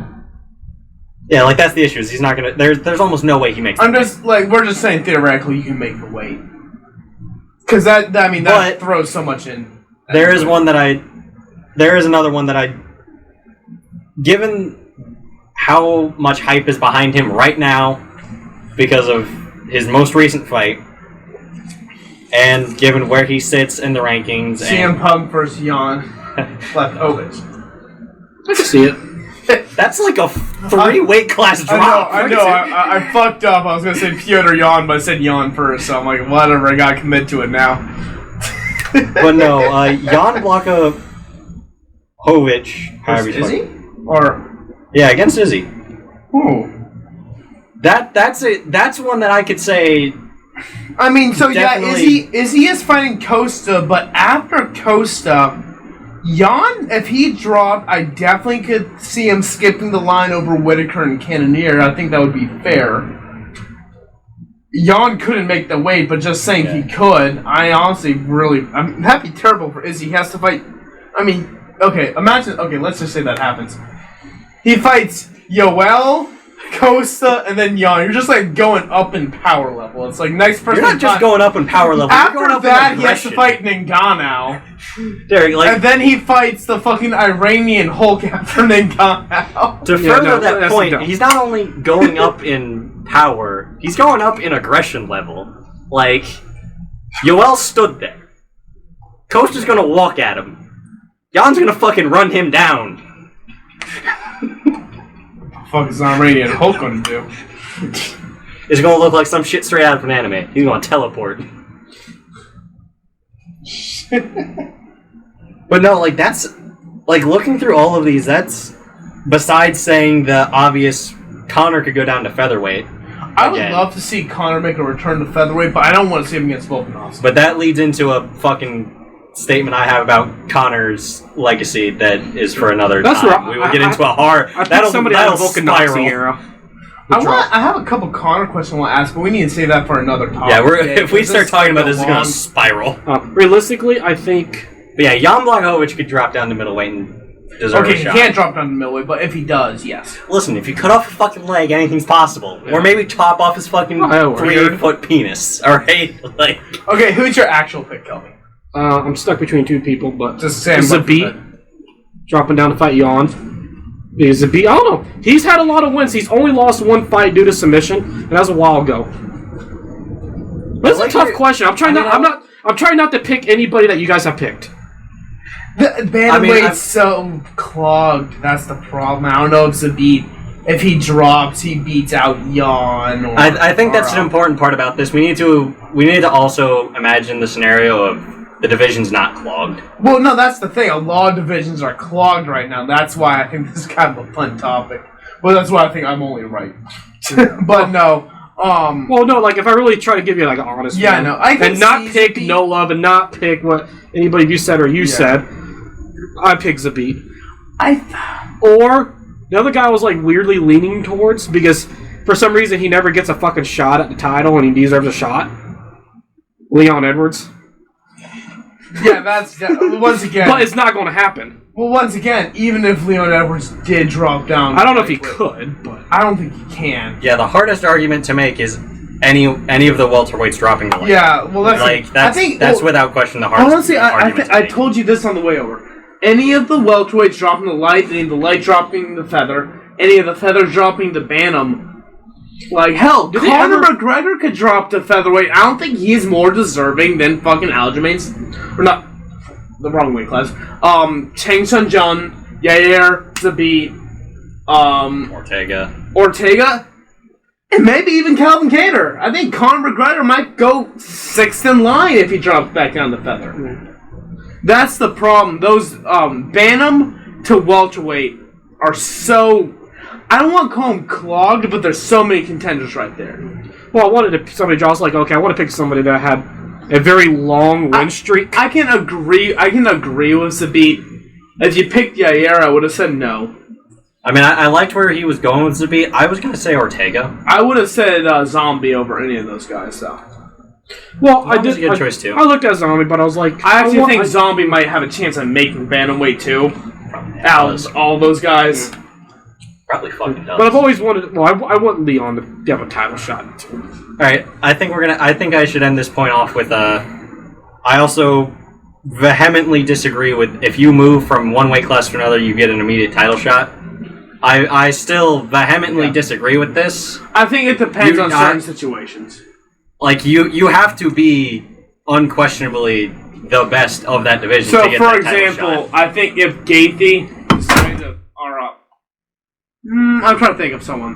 Who's a good example? The problem is a lot of divisions are clogged right now. That's what makes it kind of hard. What's his name?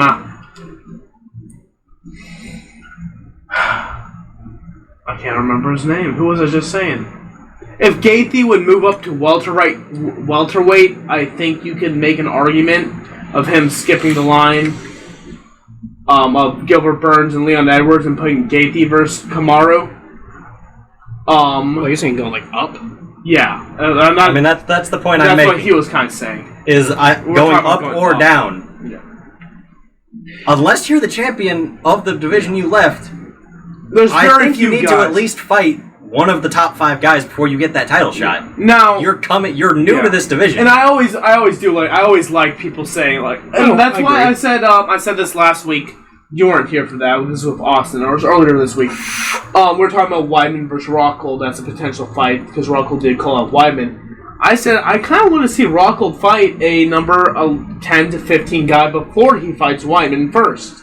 Maybe just have Weidman sit on the sidelines. Or yeah, you could do Rockhold Weidman, but I'm like, hey Rockhold, you're not doing great either. Show you can win. Yeah, you beat Weidman, but show you can win a middleweight, beat a ranked guy. If you can do that, then match you up against them. But you know, we're gonna take another intermission really quick, and then we're gonna get into pretty much the last topic, and maybe we might do a little bit more after that, maybe not. We're gonna do an intermission. You're probably at We're gonna be. This is gonna be a 2 hour plus. Okay, because I got.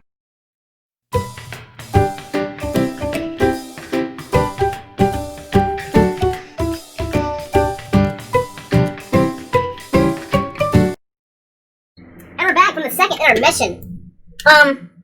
We got one last MMA topic. It's not really an MMA topic. It's a geopolitics history lesson. Ha! Gotcha. The reason why it's MMA topic, because in Edmund Shabazian's last fight against Derek Brunson, he had walked out to a flag. However, it was an unofficial flag. It was not, in the UFC, you can only walk out to a UN-recognized flag. He did not walk out to that. And this caused controversy, because the Azerbaijani government came out and basically kind of screaming and yelling about it, said, hey, this man's walking out to a separatist, illegal regime fake flag. So, whoever UFC employee that let him walk out has first been fired. I think both Tarverdian and Edmund are getting fined for it. They're getting in trouble for it, because of that. But, I want to talk about the reason why this is a thing. Which country was this? So he walked out, he's an American fighter, Edmund Shabazian, but he's of Armenian descent. So people thought he was having an Armenian flag. He was not wearing... He did not have an Armenian flag. He had a... Okay, let me try... I am going to say right now, I might not be pronouncing this right. If I do mispronounce it, I apologize. It's just, I can't. It's a hard word to pronounce, I'm sorry. Nargorno-Karabakh. Pretty sure that's not how you pronounce it, but that's the best I'm going to be able to do it. He walked out, and that's a region between Azerbaijan and Armenia. And I'm going to get into the conflict of the area. This is a 100-year conflict, essentially. It's like me coming out to a Seminole County flag. Please speak up.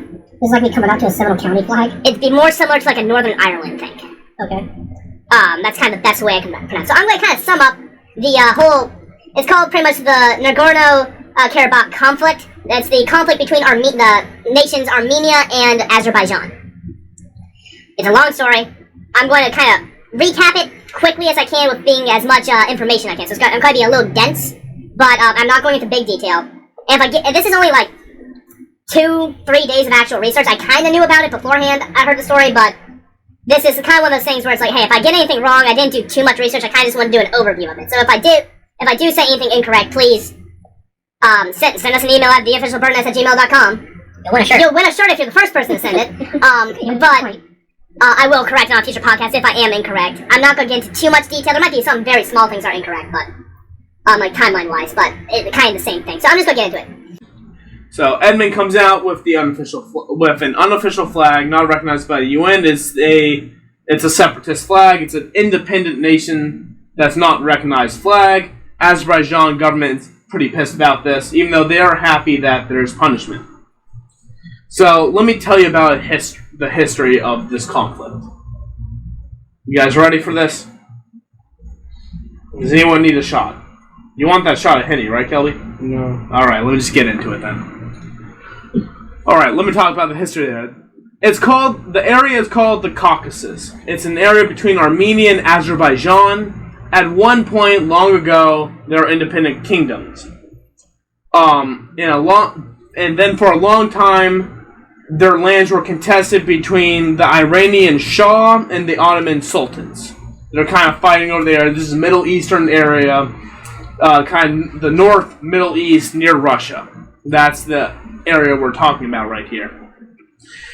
So it's being contested between the Iranians and the Ottomans, and then eventually the Russian Tsars get involved. The Russian Tsars, this is the Romanov family, they get control of the area, and of course Russians do what Russians do, and they divide up the land into different provinces and different demographics, which mix the shit up between the countries. So you have Azerbaijan, you have Armenia, you have the two kingdoms. Now there's 3 areas.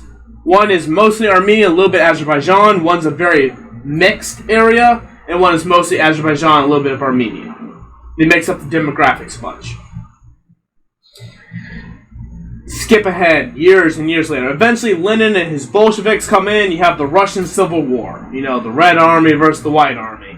You have the and then with this going on, the Armenia, Georgia, and Azerbaijan take this opportunity. They make a joint state, and they become an independent nation away from the Russians. This is already skipping ahead a bunch of time. Now, this time period is, I think the Bolshevik Revolution was 1917. So this is the early 1900s, which means nationalism is on the rise. All the countries are 1% for themselves, so the 3 countries that became a joint nation all become independent states. And since they're using the borders that the Russians made, not their original borders, there is conflict between the borders. Mostly between Azerbaijan and Armenia. They also get wrapped up in World War I because the Ottomans and the British are warring each other because of the oil in the area. Remember the Battlefield 1 maps? This is kind of the area. Jacob, I already hear you exhaling. You know, this is like my favorite part of geopolitics, World War I oil feuds. They both... Well, I'm just sighing because you said this would be comical, and Jesus fucking Christ. Iraq gets involved again later. Don't worry. When you start talking about oil, you start getting big Iraq. Iraq gets involved again in oil. I'll tell you about it later. Like I said, it's... Okay, let me just say, this is a tragedy, to be honest. I have family members that actually are Armenian. It's very sad. But... global politics in the Middle East pretty much all involve communists and oil, and it gets a little comical at times as an American. In communism, revolutions come and go. So, they both get beat up, but Azerbaijan gets most of the disputed territory between Armenia. It's also very important to note that there's something called the Armenian Genocide going on this time, with the Turks killing a shit ton of Armenians. Question, is this why Armenia is so small? It's part of the reason why Armenia is small. I'm not going to get too into it, mostly because I'm not super knowledgeable on this subject, actually. I know that's a very big surprise. I made a joke, that's what I'm laughing. What'd you say? I said small pee-pee. No. That's Pakistan. I'm not gonna get too. I'm just not that knowledgeable on the subject, and it's a genocide. The funny part about this genocide, if you can call there be a funny part about genocide, is all that genocides are funny. Most of the world. Oh, God. It is disputed if it was an actual genocide. Because most of the world says yes it was, but there's countries like Turkey and the aforementioned Azerbaijan saying, no, it was not a genocide. And countries, mostly in the West, are a bit hesitant to really call the Turks out on saying it was a genocide because Turkey is the United States' biggest ally in the Eurasia region against Russia. And their argument is like, hey, the Armenians killed a bunch of Muslims, we just killed a bunch of Armenians. It's not a genocide, it's just war. It's war crimes. Not getting into the genocide, I don't know enough about it to have a knowledgeable opinion to say on the internet. Anyways, now back to the actual conflict. The Russians come back in the form of the Soviet Union. The Russians that conquered the area when they were the Russian Empire with the Tsars and the Romanov family. Lenin overthrows it, blah, blah, blah. They come back in the Soviet Union, take over. They are invading Azerbaijan, trying to get that sweet, sweet oil. And that's on the eastern side of the country. On the western side, that's the border with Armenia. And Armenia is like, yo, this side is weak because our Azerbaijan is defending against the Russians. So then, while Russia, the Soviet Union, is invading Azerbaijan, Armenia decides to invade Azerbaijan. And they are fairly successful. Unfortunately, for the Armenians, once the Russians finish invading Azerbaijan, they then invade Armenia. And after that, Georgia. So now, they're all a part of the Soviet Union, and the Russians do what the Russians do. Now, under Soviet Union, both countries are now going to Stalin about territory disputes with this disputed lands from the Russian czars mixing up their borders. And he mixes up some more by making I'm going to mispronounce this, Nargorno-Karabakh autonomous region in Azerbaijan made up of mostly Armenians. Stalin makes a region in Azerbaijan that is autonomous but part of Azerbaijan that is made of almost entirely Armenians. This is important for later on. This is the center of the conflict. Now, fun fact, while these two countries are under the Soviet Union, they kind of become friends. After all this fighting, they've been ethnically very mixed up. They become friends. They become pretty staunch allies throughout the years. And it's going fairly well. There's some territory disputes, but it's mostly peaceful. But then there's the fall of the Soviet Union. And then the Nargorno-Karabakh region votes to be part of Armenia, and then violence happens. So, the Armenians in Azerbaijan want to take this region they're in, want to be back with Armenia. Azerbaijan does not want that. Violence is going on, then there's almost peace. But the helicopter that had the Azerbaijani, the Armenian delegates, and the Russian overseers gets shot down. No, the helicopter goes down, my bad. They figure out it's shot down, and no one ever figured out who shot down that helicopter of the peace delegations. But it is highly speculated it was the KGB. Because, of course, they want to destabilize the area, divide and conquer. But that's just speculation.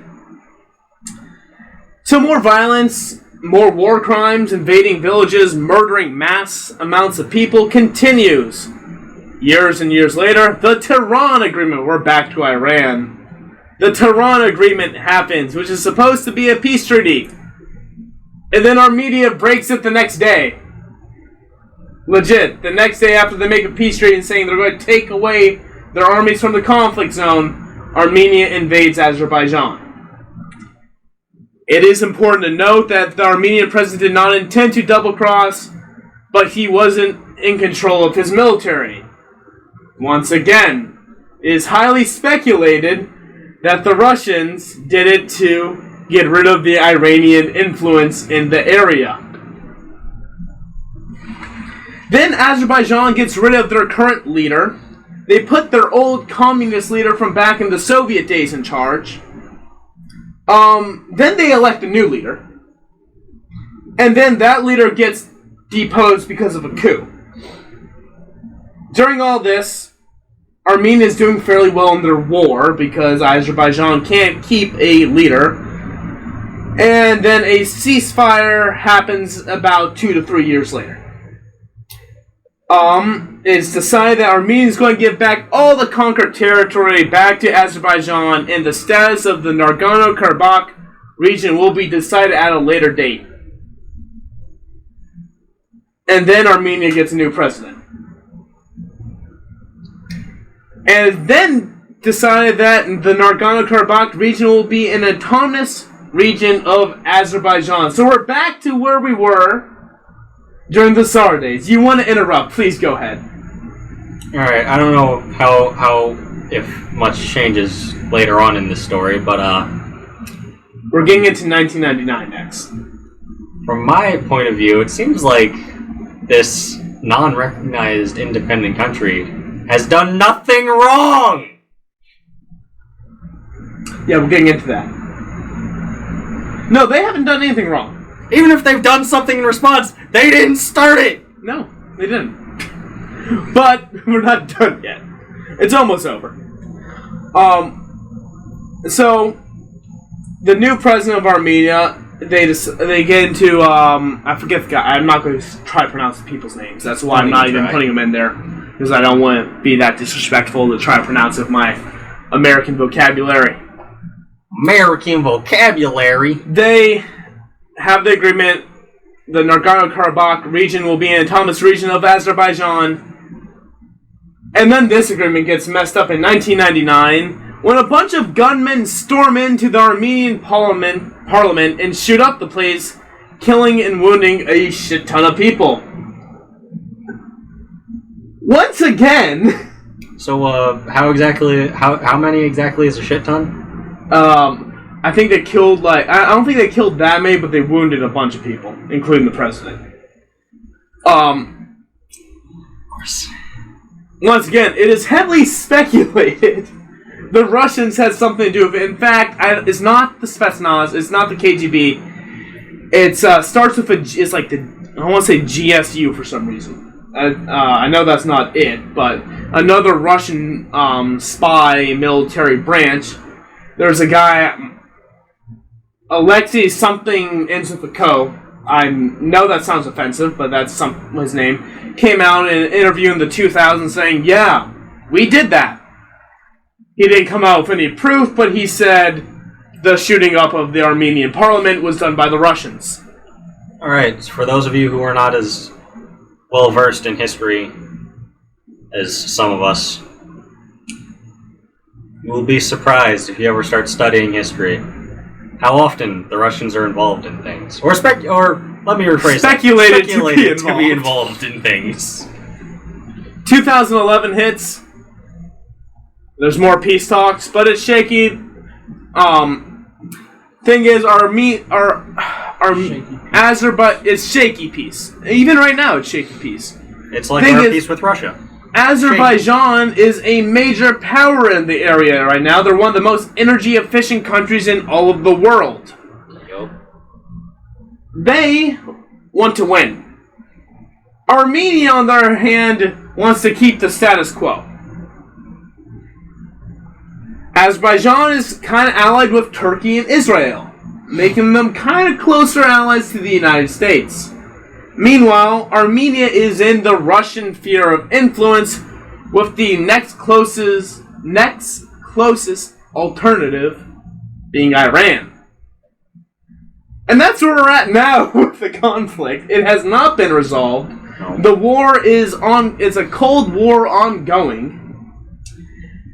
And Edmund walked out with a flag of the Nargorno-Karabakh region. And Azerbaijan saying he walked out with essentially a separatist flag of an illegal regime, which legally, technically speaking, is correct. And they were going all after him, and the UFC. UFC is punishing them. I'm going to say this. It is in... Okay. Fighters can't walk out with flags of non-UN states. I think that's the rule. This region is not part of Armenia. It is part of Azerbaijan. He's basically flying an illegal flag when he does this. I understand why he's in trouble. I also understand he is very proud of his Armenian heritage. But that, I mean, I know that might not have been entertaining for some people. I find that fascinating and I don't want to say comical because, you know, hundreds of thousands, maybe millions of people have died in this conflict, which to me kind of seems very silly because they're essentially where they started 100 years later. But that is the Nargorno-Karabakh conflict. What are your guys' opinion on the matter? That entire Middle East area is a fucking fuckfest. I just think he should have been allowed to use. You need to speak up, but there's no way people are going to I hear think that. he should have been allowed to use the flag. You think he should have been allowed to use the flag? What's that? The flag he wants to use. So it's against UFC does not allow once again. And that's why they don't allow people to do that. Like they can't walk out to a Taiwan fighter can't walk out to a Taiwan flag because it's not officially recognized by the UN. Because they say they're China. Yeah. I mean, I think that's fair because that's a very controversial thing.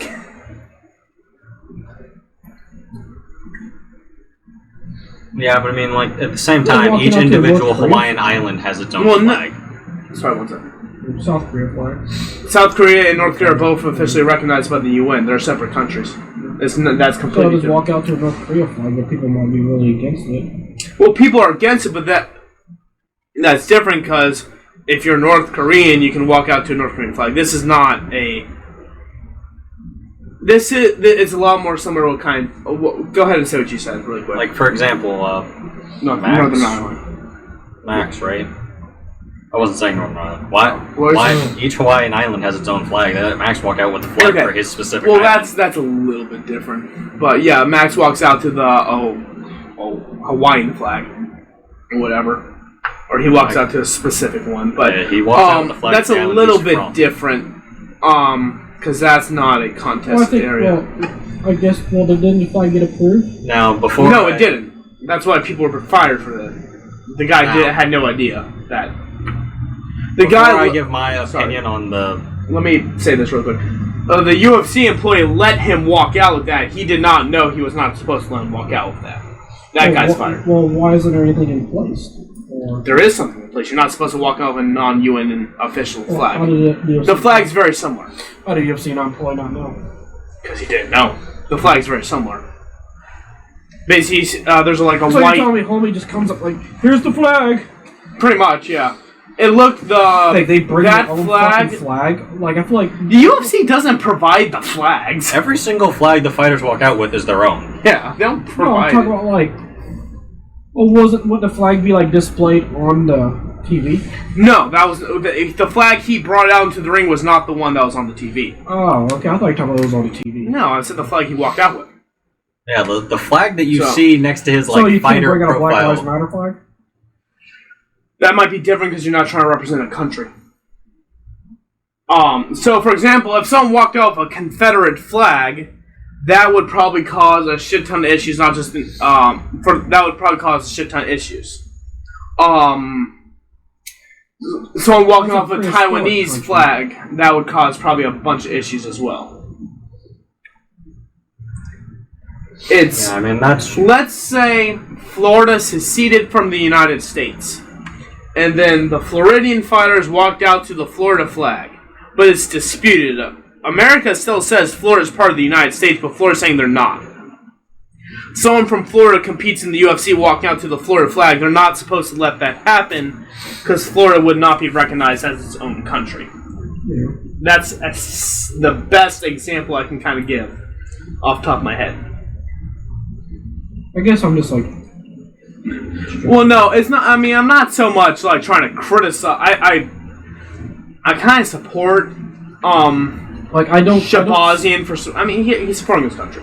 He's Well, I supporting his don't see heritage. the big. The problem I is understand what other people are going at with Yeah. it. I personally. it's Azerbaijan that's Oh, going with okay. it, and then it's the UFC kind of being caught off the pants, sound like, oh shit, we let that happen. We need to set the standard. You can't let that happen. Jacob, well, you had that's a, why I was like, I feel like there should be like some. so. they're not supposed to. The UFC employee that let him walk out got fired for it.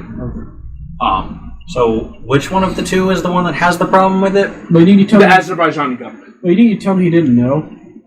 I mean, I wouldn't know if I didn't research it. Yeah, that's what I'm like. It's the same flag, but there's like a white triangle I on it. don't know if I could have. Like, actually. Well, like, hey, do you know I guess all they fired 214 flags that are part of the UN? Well, no, I'm just saying I wouldn't have fired him for it. Well, I mean, it. I Because might have would put him in a different position. Yeah. A different job. So- there, but The government, Or the suspended, flag. So the way I understand it then is that means that was That's not their current flag. That's the flag of an old regime that used to be in charge of that country or country. No, they're still there. So think of it like kind of like a Northern Ireland example. That's the best I can give. Like think of like it'd be like okay, it's not the same thing, but like flying an IRA splitting flag from the country. because the IRA, the Irish Republic Army, they're a terrorist group. That's the way the UK sees them. Now, some Irish people see them like, hey, they're us. Like, Northern Ireland should be part of Ireland. But it's part of the UK. And there's people that want to unify it. Now, that's a much more, I don't want to say peaceful, but a lot more peaceful example than what's going on over there. Because there's not been actual, legit, full-scale wars fought over this. I mean, Middle Ages, yes, there were wars fought over it, but not in the same vein. So, like, that's the thing. It's a disputed area, and you're flying a flag of this, So it's a flag of someone who's not the currently in power people. Essentially. I mean, it's kind of hard for me to... I'm just asking for the most basic Yeah, it'd be answer. kind of like, Okay. Well, you said it best when saying Florida law. yeah, I think Florida is kind of a good example. They're of still that. Like, still in power in a sense, but they're not. like if Florida like decided to just completely rebel, the United States does not recognize that, but Florida's rebelling, and then not Dustin. Like I think California could do Jorge it. Masvidal is flying the fucking Florida flag. It's like the UN does not recognize Florida as its own state. That's that's like the best example I can kind of give. I think the UN needs to focus on a little bit more. It's not the UN's not getting involved in this. Oh, shit. that's why. Well, you keep saying UN. That's the UFC's rule. If you Yeah, paid attention and you weren't playing Clash of Clans on your phone, you would have got that point. But like, Yeah, I mean... so what's so it's just a UFC backlash. It's a UFC backlash, yeah. Oh, Or not even a UFC backlash. It's Azerbaijan pissed, like coming out saying, oh, like, hey, So it's just they're this coming one little out and homie getting UFC pissed then off. fighting and doing that. It's not that big of an MMA topic. I just wanted to tell the story Oh, of it. okay. I'm like, That's what I told you earlier today, too. I think And once again, if you weren't paying attention, It's that's just- on you. no, I find it highly stupid. Oh, no, it's not a big story by any means. I just wanted to tell the story of that area because I thought... I think it's a... I found that very fascinating, the story of the area. No worries, I mean, you had fun listening to that story, didn't you, though? It was definitely comical. And I just want to say, Jacob, now that Cubby's not here, you asked me he was playing fucking Clash of Clans the whole fucking time. Absolutely fucking Not was. listen to a single fucking thing I was saying, and then decided to argue with me about the flags. Yeah, I mean, I was on my phone, but I was still paying attention to the conversation. Alright, this has been the Birdnest podcast number 12, right? Yes. What do we want to call this episode? I wish I could just say fuck the mock and Kel, but I can't put fuck on YouTube. I know what we can call this one. What can we call it? Flags. Flags. Flags. Why are we arguing about flags? They're just pieces of cloth. What's that, did you ever watch Big Bang Theory? What's that, Sheldon's flag show called? Oh, son of a bitch. I might have to... That could be funny, I might add that. I don't know what to call it. When I edit, I'll figure out what to call it. I hope you have enjoyed. I know this has been a long one. I know you guys probably don't care about geopolitics as much as I do. But, sucks to be you. Because you're missing out. We have an MMA podcast with the Birdnest MMA Roundup. We have a real bullshit podcast, kind of a show, with the Mockingbird Show. So the Birdnest podcast is kind of free to do whatever the fuck it wants. And if I want to talk about geopolitics once a month, I'll talk about geopolitics once a month. August is the Nargorno-Karabakh conflict. See what's in store for September. I might talk about Iran and Russia, whoever knows. That's always fun. Jacob, is there anything you actually do want to leave off on this podcast? Nope, not really. Except for, as I said look out for our later episodes where we talk about some of the things that I didn't get to elaborate on.